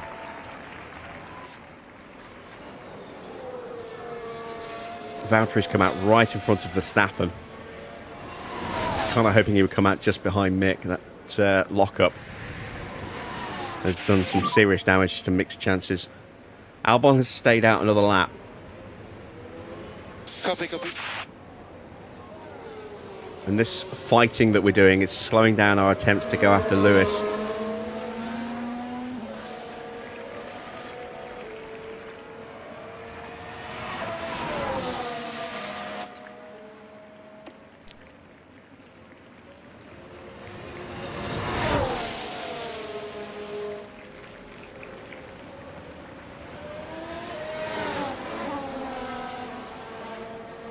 Come on, why didn't I get the... There we go. There's the defended bonus.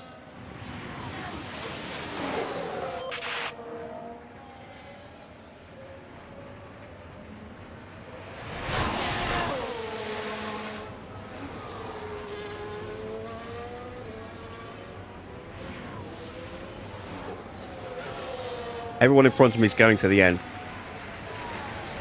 Albon and Sargent, maybe Ocon, the only ones who are going to stop again now.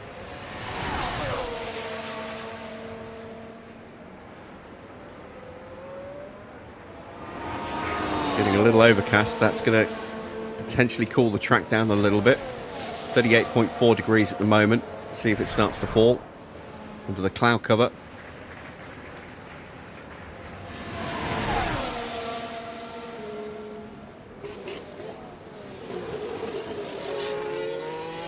Another little defensive boost.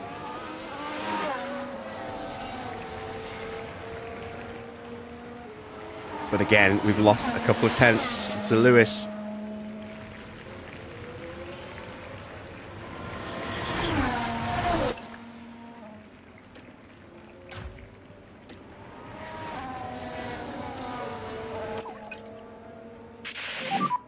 Copy that.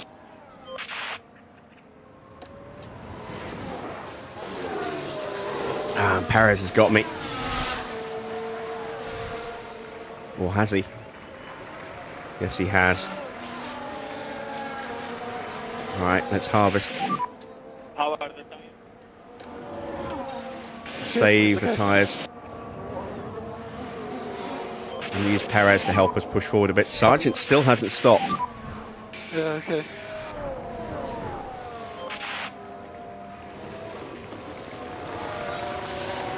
It's going to be vulnerable to a lunge from Perez here, so let's see if we can follow that through as well.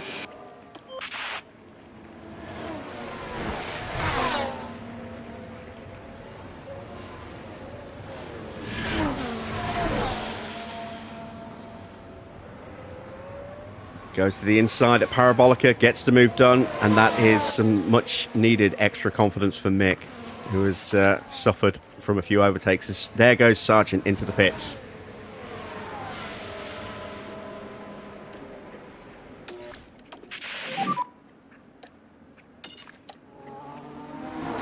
Copy. Albon's still hanging around, and now we're actually taking a little bit of time out of Hamilton. Now that we're not having to defend into every corner. Albon's probably going to stop at the end of this lap. George Russell with an issue now. Where is Russell? He's in P3 right now. Just check. You're happy with the PU. A little bit of a strange noise coming from the turbo.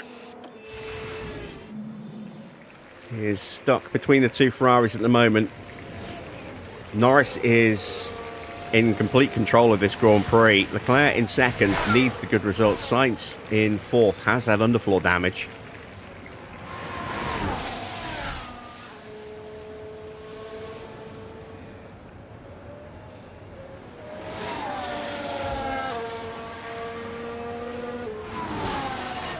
Oh, and Yuki.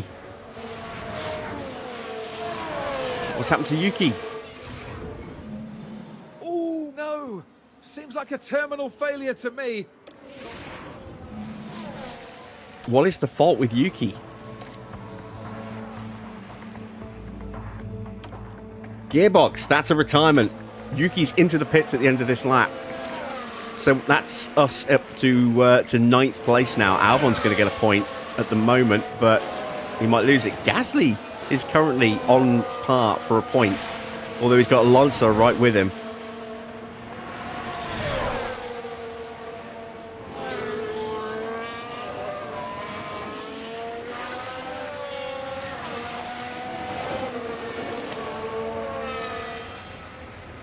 And disappointment for RB. They were on for really good points again. 5th and 6th. That was worth 18 points. If they've been able to hold those positions. Piastri will get the move done one way or the other. Doesn't get the overtake there, but Tsunoda's going to have to pull in and retire. His gearbox is gone.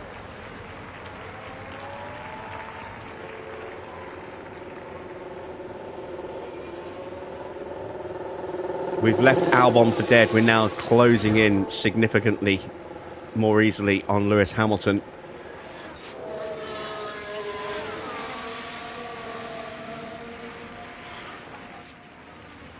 Mick trying to find his way past Ocon.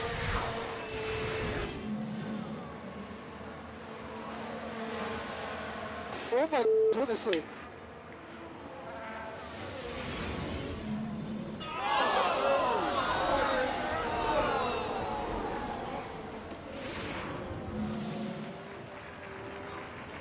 We get past Ocon, who hasn't stopped. It's another little confidence top up for Mick. Gap 1.4. Okay, eyes forward now. Eyes forward. Albon still hasn't stopped. Is he going to try and go to the end? I don't know. This is the important bit here. Max has got himself back up towards the points as well. So I would have to say that Max currently is the favourite to get past Albon into 10th. We've got a nice healthy gap to Max with Teo. So I'm not overly concerned about that. There's a chance Valtteri might score a point for Sauber, but we're on for 2 points right now, and we are hunting down Lewis Hamilton at about half a second a lap at the moment. There is Hamilton.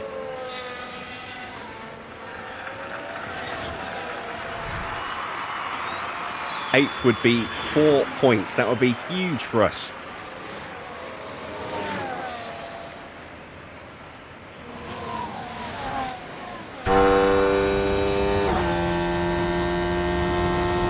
Took 2/10 out of him on that lap. The gap is under 4 seconds.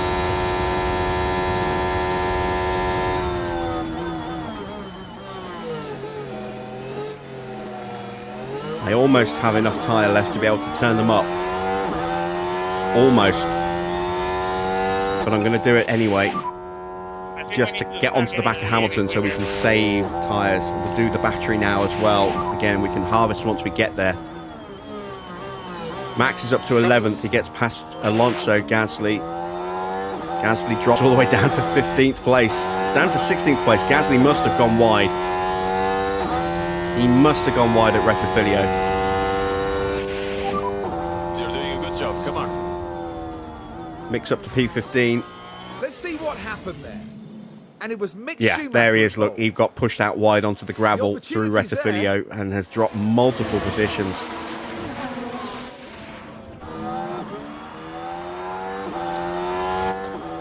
Let's give Mick a little bit of a push. Back to Teo. Head down. Eyes forward.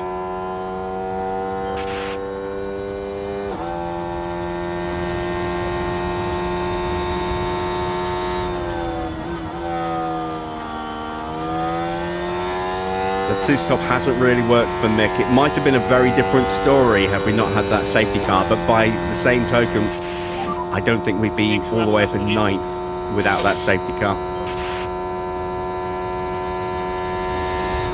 But we hedged our bets, went 1 stop with Porsche, 2 stop with Mick, and it has paid off for Porsche.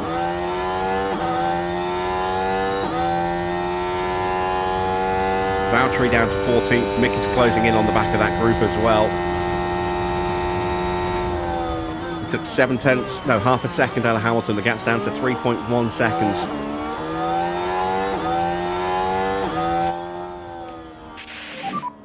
Try to pick up a bit more pace. Let's try and get on him as quickly as we can.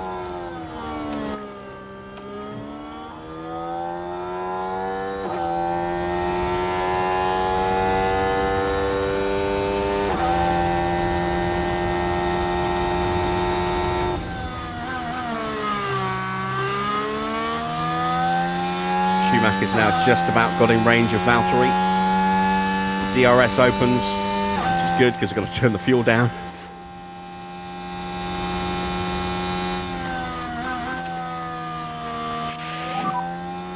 Come on, Teo, everything you've got.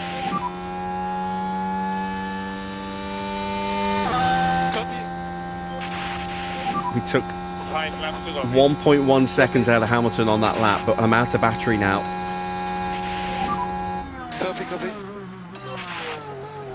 Just need to get on the back of him. If I can get on the back of him, I can slam everything into harvest. Albon has stayed out. He is going to try and go to the end.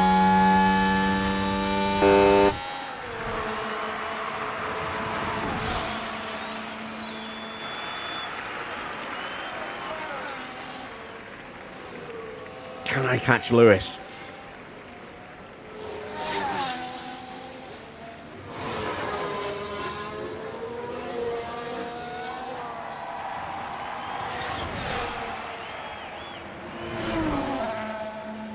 Oh, this is killing me. Come on, come on.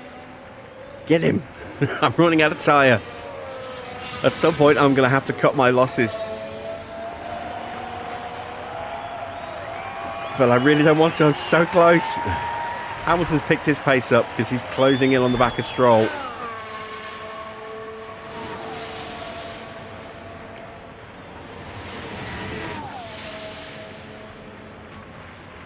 Gap is still 2 seconds. I don't have much left.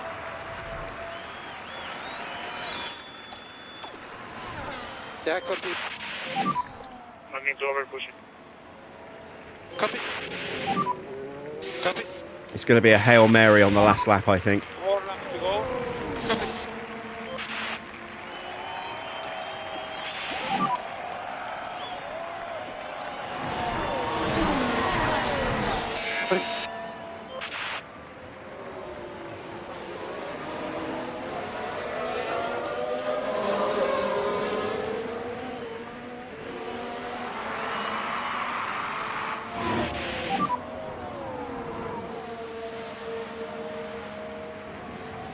Up 03. Bravo, come on.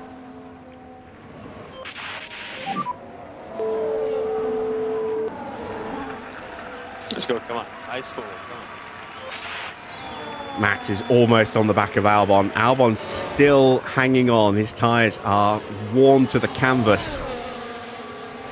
One bad bump on a curb, and that's a puncture.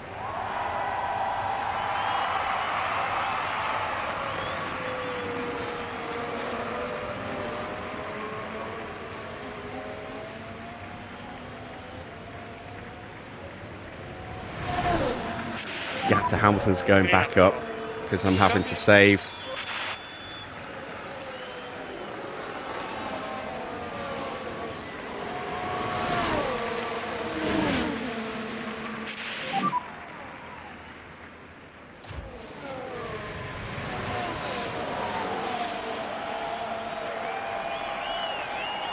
No looking in the mirror, only ahead, come on.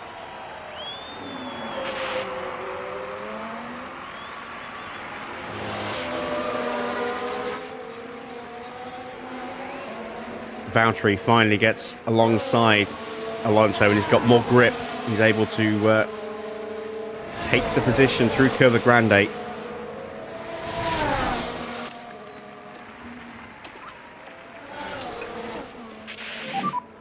Head down now, try to get a good pace. Copy.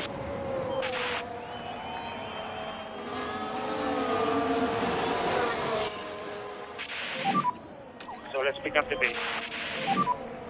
Albon's punctured. Copy, copy. There we go. There's that bump on the curb that I was I think prophesizing. I've got a puncture or something.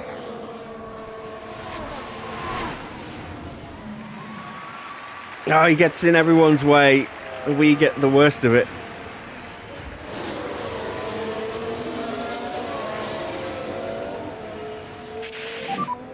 Bravo, bravo. Got a chance here on Alonso.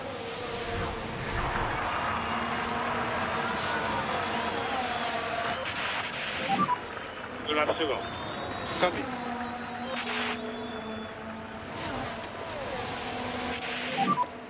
Okay. Any good pace?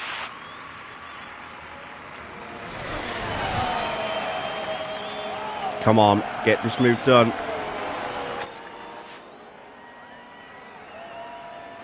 Yes! That's 13th place.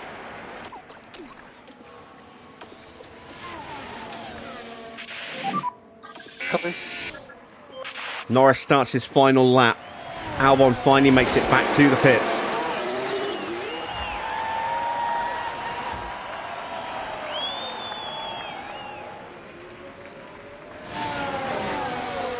It's a battle of the bulls for the final point. Copy, copy.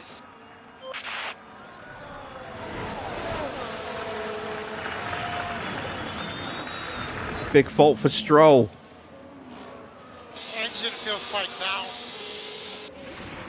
But he should be far enough ahead, unfortunately.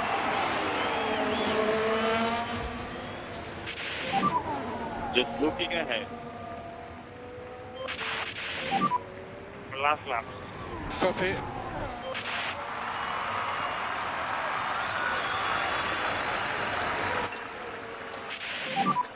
Keep reeling him in.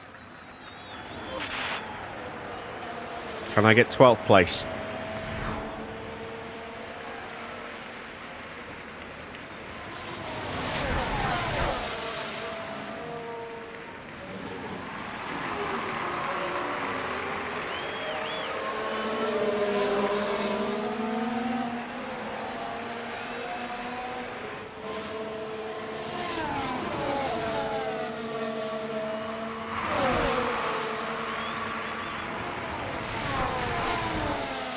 Lando Norris wins it. He's first over the line. It is a win for Norris. Leclerc second, Sainz is third. He gets past George Russell at the very end. Can we now take the position from Valtteri? Porsche is now just 2 seconds behind Hamilton. It's not going to be enough. Copy. We get past Valtteri. It's going to be P12. Porsche's home in 9th place, equaling his 9th place finish from at Monaco. Another 2 points for the team. Mick will have to settle for 12th, but it's a valiant effort considering the safety car messed his strategy up. It's the end of the race. And we have scored more points. And Williams, Haas, Sauber and Alpine have all failed to score again.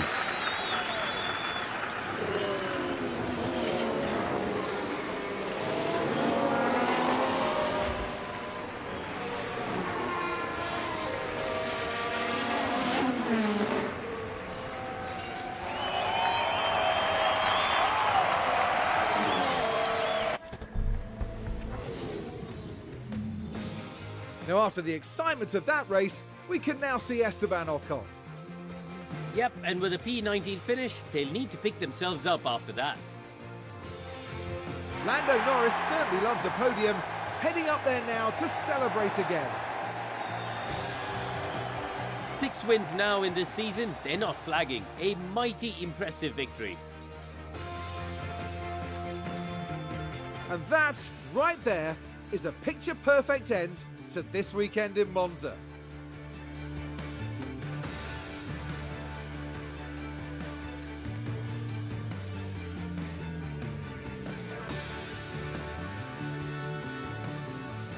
Well, Karun, how do you think they'll be feeling in the team garage at the end of that? It was a strangely mixed weekend for them. We saw one driver put in a strong performance, but it was a different story for the other. Definitely positives there though. And with that, our time in Italy is done for another year. Next time, the teams will be racing through the streets of another city. Join us in Baku on the shores of the Caspian Sea for the Azerbaijan Grand Prix.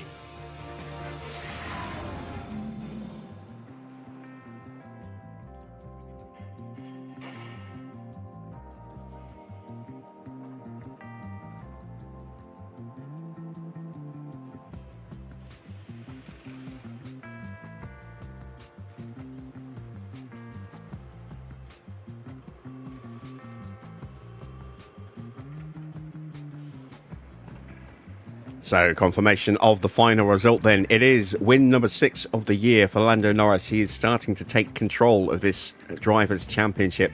Charles Leclerc gets himself another podium. He's in second place. He's now on 5 wins behind Lando now.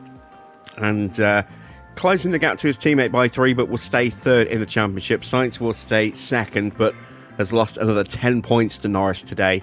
George hangs on for 4th place despite some late issues with his car.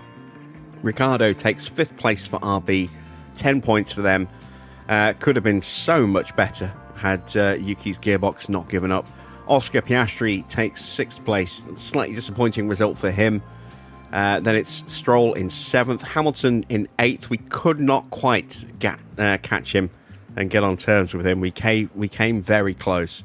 Got the gap back down to just 2 seconds on the final lap. But it's up 10 places for Théo Pourchaire. Started 19th, finishes up in 9th place. 2 more points for him and the team. Huge result for us there. Max fights back to take the final point ahead of teammate Sergio Perez. Mick at 6 places, they take 12th. Could potentially have been up there if the safety car hadn't dropped when it did, although Pourchaire might have not been up there had that safety car not happened. So can't really say either way whether it would have definitely been better to not have the safety car. Valtteri takes 13th ahead of Alonso in 14th. Magnussen 15th did take the fastest lap, but won't get the point for it because he's outside of the top 10. 16th place for Pierre Gasly, 17th for Zhou, 18th for Sargent, 19th for Ocon, 20th for Albon, and lapped and last with that late puncture of his. And then the 2 retirements. Yuki Tsunoda's gearbox giving up on him, and Nico Hülkenberg bringing out that safety car with his retirement. Into the driver's standings then. It's 325 points now for Lando Norris.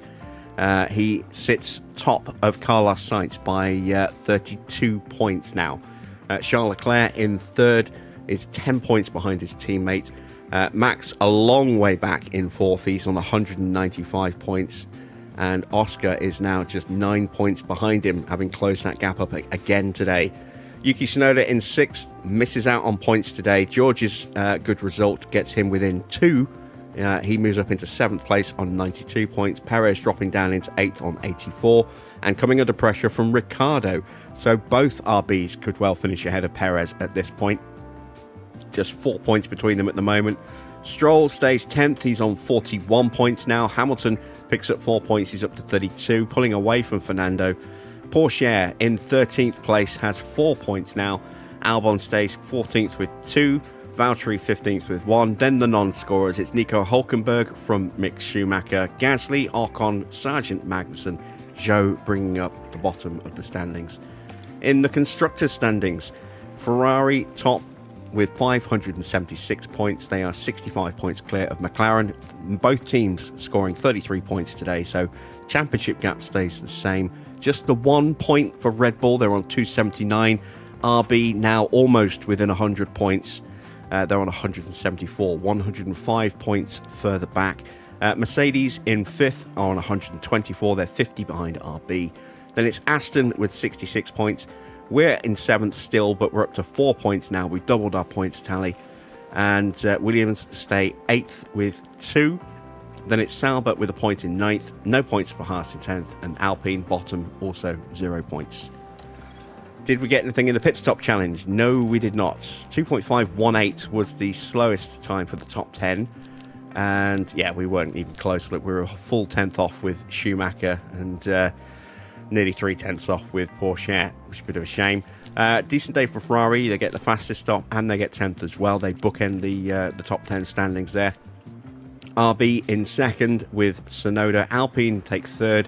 Red Bull take 4th and 7th. So they get 18 points this weekend. Aston picking up some points, as do Williams, Haas and Mercedes. Let's see what the standings look like. Red Bull go top over McLaren by a point. McLaren failing to score today, and it's cost them. Red Bull have been hunting them down relentlessly over the last few Grand Prix. McLaren's pit crew is starting to flag a little bit, and it has cost them top spot in this competition. Still very, very close, but yeah, not great for McLaren. Ferrari also taking a bite out of them. 26 points, the gap closed by there. So it is a 79-point gap now for Ferrari to second place and 80 points to Red Bull. Alpine, fourth on 150 points, 8 points ahead of Aston, who move up a place into fifth.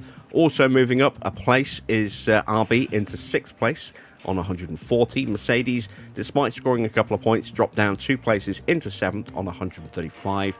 Williams stretching away from the rest of the grid below. They're on 85 points now. Sauber still ninth with 58. We are just behind them on 54. And Haas score their first points in a while. They're up to 14 now. Both drivers achieve their sponsor target of 18th or higher. So we get another 900 grand added to our bank balance.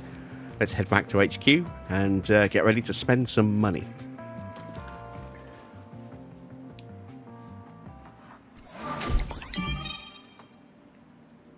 And I just realized I think I was muted through all of that. Whoops. Okay, so Mick is up an overall rating point. Damn, I can't believe I was muted through that whole thing there. Right, so we have a new ATR period, which we are immediately going to drop all of these hours onto a front wing research project. Let's see with our post-race data. Be nice to me, Matt. Did the cars come through unscathed? Nearly. We lost the suspension. Okay, that's a bit of a shame, but we can replace that. We have a spare.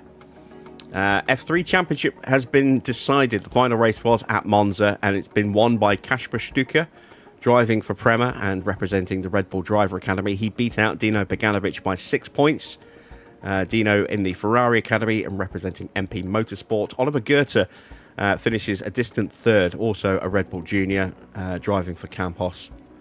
Then it was Martinius Stenshorn ahead of Arvid Lindblad, Sebastian Montoya, Tim Tramnitz, Nikita Bedrin, Christian Mansell, Sophia Flörsch, Lawrence van Herpen, Gabriele Mini, Noel Leon, Charlie Wirtz, Luke Browning, Kian Shields, Matthias Zagazeta, I think, Mari Boyer, who interestingly in real life has just signed for Aston as their first ever official academy driver. Aston have just opened their own academy. They also have a sponsor partnership with Aston Martin, not with Aston, sorry, with Fernando Alonso and his go-karting company. Maxwell Esterson takes 19th ahead of Tommy Smith.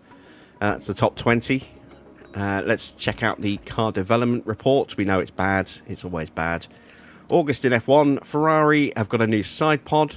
One of the best on the grid. No surprise there. Their car is the best car on the grid. Team are very, very happy. Red Bull having a difficult season. They're below where they expected to be. Currently third in the Constructors, but a distant third. And potentially will be under threat from their sister team, RB, at this rate. Max is fourth in the Drivers' Championship. Checo in seventh. How have our affiliates got on? An extra point in control and reactions for Nuts. Carlo, who is leaving us to go to Mercedes at the end of the season, has gained a point in adaptability and a point in overtaking. Tuka has gained 2 points in control, a point in smoothness, and a point in accuracy as well. Very nice. Very nice indeed. What about our main drivers? Mick has gained a point in braking. Lovely. And a point in defending. 2 points in braking, a point in control, and a point in overtaking for Teo. Really nice. Really nice month there. Let's get our pit crew training done. Let's clear that out. Go to cumulative. So we carry a bit of fatigue into the start of the month. That means we're going to be at 23 there. We'll take Monday off. We're going to go with some split training for this week. We are making mistakes, unfortunately. So we need to put a little bit of focus back on skill again.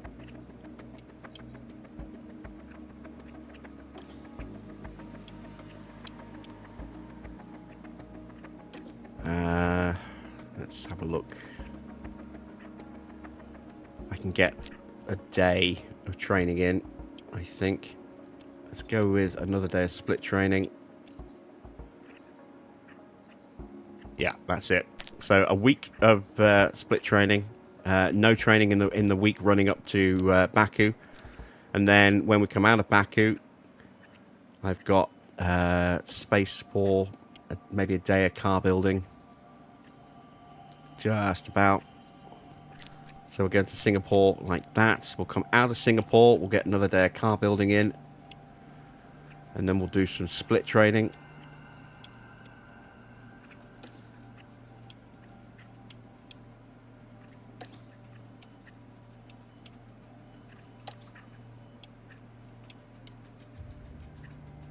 And I can do a day here as well. We'll give them that Monday off so that we go into the start of the next month under 25%, which means we'll start October with 0 fatigue. There we go. We have 2 million in the bank. That is enough to immediately get this project started. That's the most important project to get started.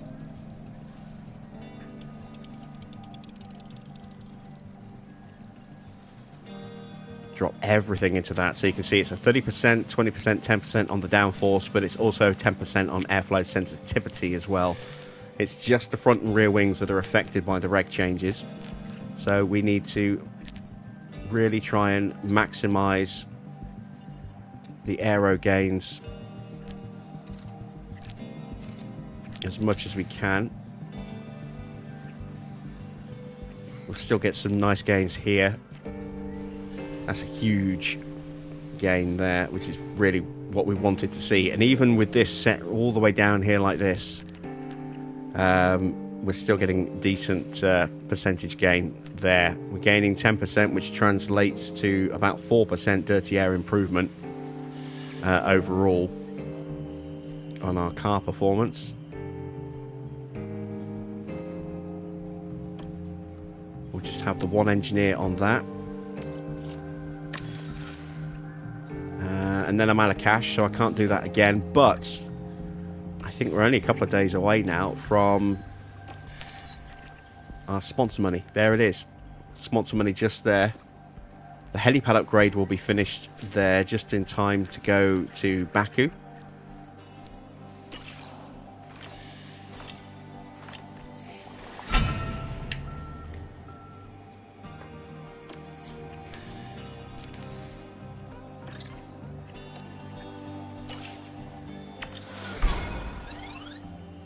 There we go, just cleared that for the full 5.275, and we had another sponsor on top of that, another energy drink cameo for another 950,000. So there we go, we're back up to 6.5 mil,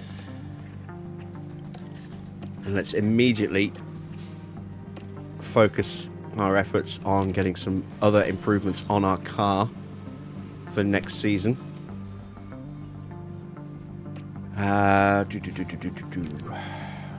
Do I want to try and get another chassis? Another underfloor might be a good idea. I don't think we're going to get much in terms of performance though.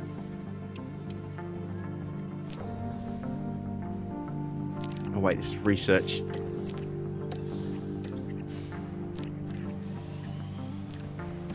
Let's have a look at a chassis, see what I can do with a chassis. Bump the drag up ever so slightly. Drop the weight right down. Let's drop the rear airflow down a little bit.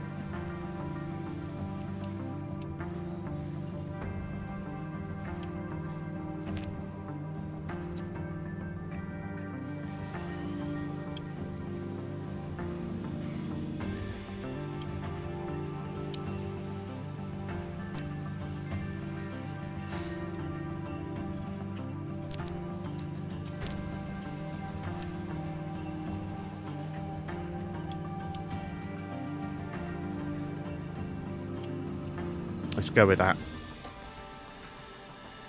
So, it's 32 days. Let's have a look. Would be nice to get them for Austin. Let's put on an extra engineer.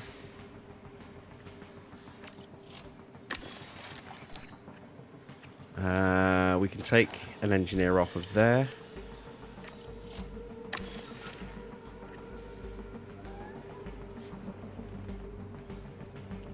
I'm actually going to go ahead and hire a couple of extra engineers, I think.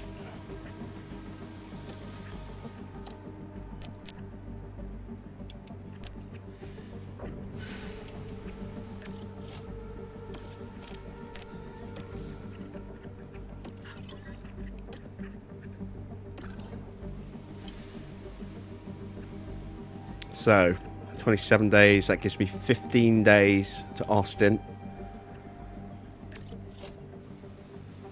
Let's go ahead and confirm that extra engineer there. What about another suspension? Try and boost our tyre wear a little bit more in the closing stages of the season.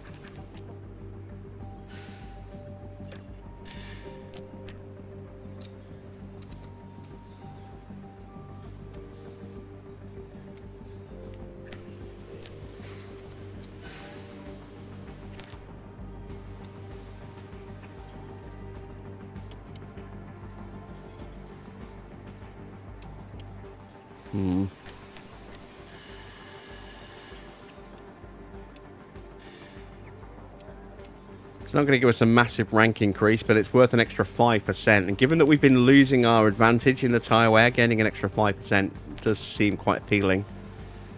But it will come at the expense of downforce, which we do need. So I'll go there. That'll still put us over 55%. That'll put us around 56%. So we'll go with that.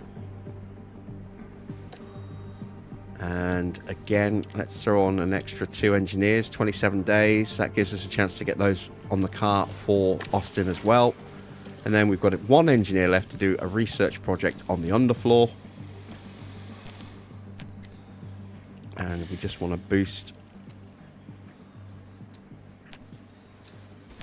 those up, drop the drag down a little bit more.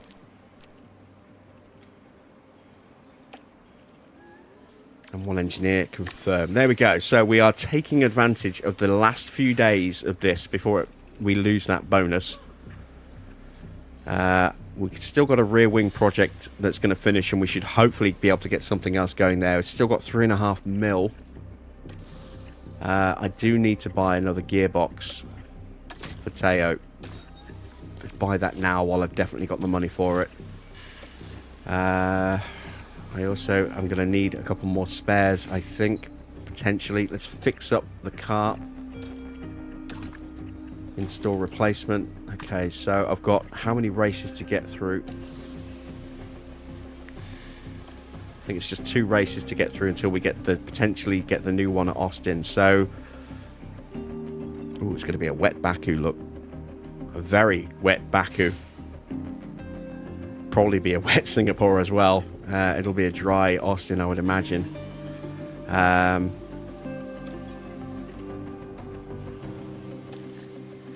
Okay, so let's check the state of the cars. Underfloor's at high risk. We just started a research project on the underfloor, so we're not going to be building any new underfloors. So let's make a couple of spares.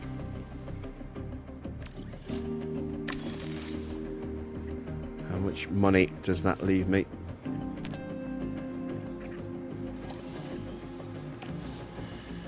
$1.6. I need 1.8 for a wing. How many days is it? It's 3 days. What day am I on? Okay, so I'm going to get another 90k here. That's going to put me just short. Looks like we got a regulation vote there as well. Alright, let's go back into our manufacturing. Let's just drop that back down to just 1. Again, it's trying to balance building parts against making sure we can take full advantage of this improved design center while we still have it. We've got to do a sponsor plan. We've got a race day appearance. That's going to be worth 1.6 mil. So combined with our standard 6-week engagement, that'll be worth about 6.9 mil all told. That's very nice. Unfortunately, I don't know which driver is going to be affected at this stage. Send the scouts off again.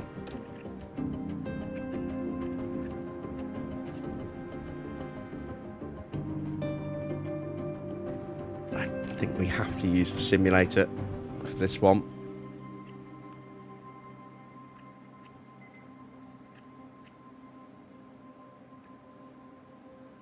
Let's go with a technical chief over the head of aero. I'm going to need them both,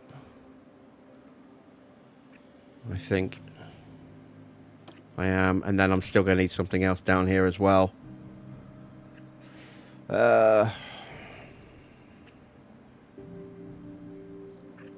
Let's use them both again.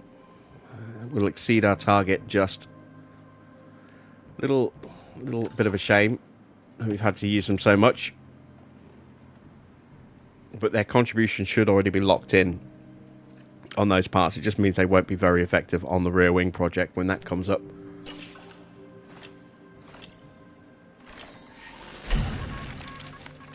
Alright, so we have 2.1 mil.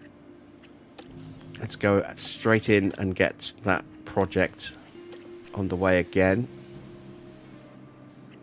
Or do I want to go with a design project on the rear wing? That might be better.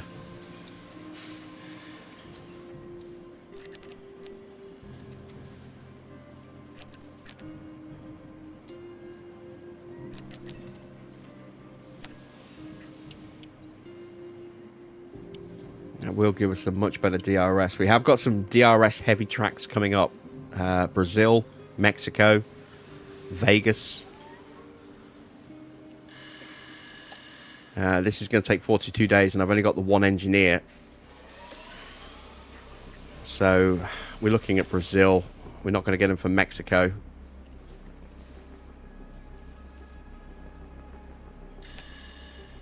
It's a lot of money making wings on top of suspensions and chassis. I think we'll just back out of this and just make a research project instead. Focus on making sure that we can at least, you know, have a good looking rear wing next season.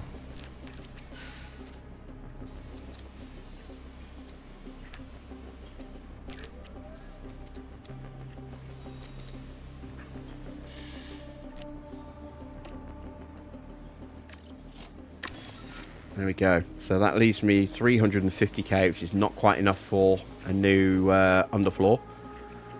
Side pods, I think a 300k.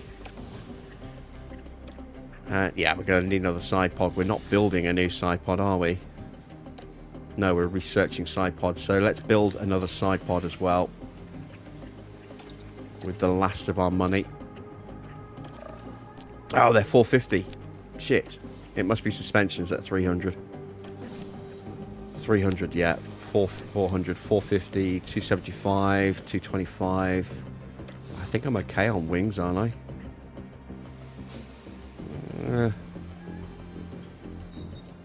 What's the wear?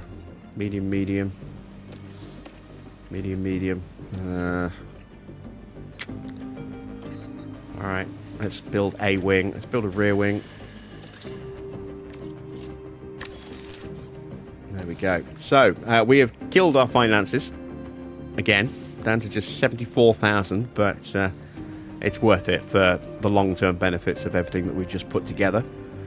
Let's take a look at the regulation vote for financial changes. This is going to increase the amount of prize money for the top teams and reduce it for the bottom 5.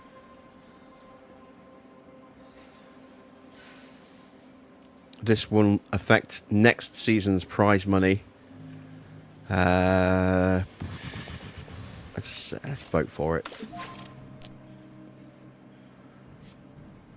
I'm hoping we're going to have a better season next season. Alright, there is that spare rear wing. It is 1 day to go until Baku. Let's advance to race date. There we go.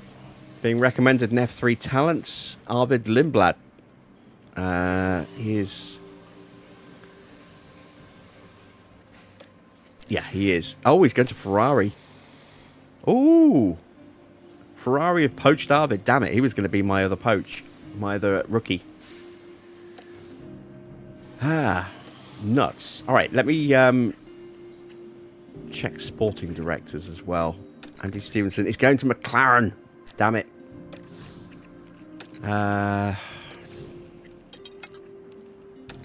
Wheatus is going to Williams. Wow. Diego's still in contract. Ron Meadows is staying at Mercedes. Randeep's going to RB. Does that mean Marco Pironi's going to be on the market? Julian Rouse, he's going to Aston. He was my backup if I couldn't get Andy Stevenson. Pironi's going to Red Bull.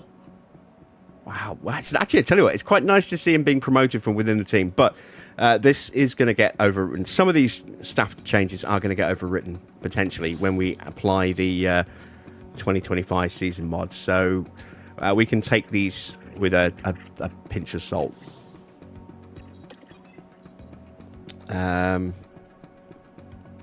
Right. There we go. That is the end of today's stream. Oh, one last thing. We haven't checked in with the board, have we? Damn right they're delighted with Monza. As they should be. Our second points finish of the season. Getting 9th place. Almost managed to squeeze 8th. Very, very pleased with how this weekend has gone. I don't know if we'll get another opportunity like that this season. So it was important that we capitalised on it. Maybe Vegas might be okay for us. We are definitely improving our DRS performance with the new chassis that's coming. That'll help. I don't know. I can't think, unless something crazy happens in the race, I don't think we're going to have any other opportunity really to try and steal points on merit. Because yeah, we had a safety car, but we did that on merit. You know, we had to fight hard at times to hold position and get positions back.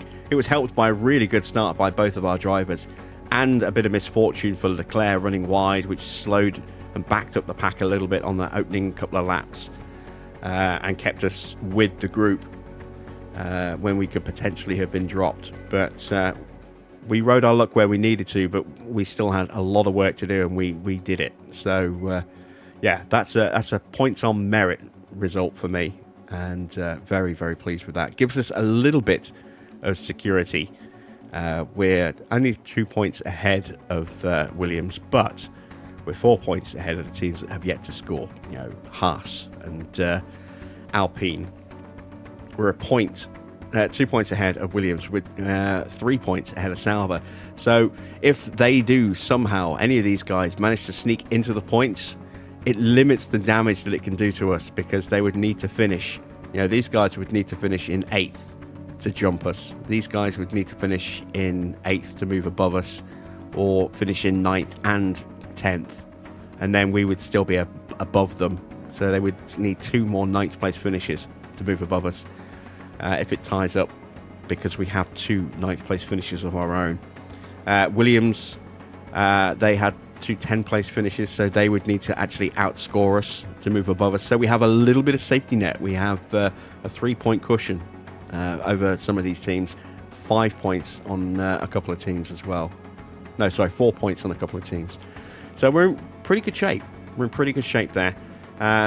Lando is coming good at the critical time of the season. He's taking control of the Drivers' Championship. Ferrari still have control of the Constructors, but McLaren are trying to hunt them down. And Red Bull are kind of starting to fall apart a little bit. It's going to be a very, very interesting end of the season run. We'll be back tomorrow at the usual time for the Baku Grand Prix, 8 p.m. for that. So hopefully I'll see you there. If you are not yet subscribed, make sure you hit that subscribe button, and be sure to hit the bell as well to be notified when the live stream starts and when other videos go live on the channel as well. If you have enjoyed tonight's stream, a thumbs up would be much appreciated. And I will be back online again in maybe about an hour with a Space Marine 2 stream with the new Siege mode. So I might see some of you a little bit later. Until then, though, that's it from me. Thanks for watching. I am Jim Bob, and I'll be back with more F1 Manager very soon.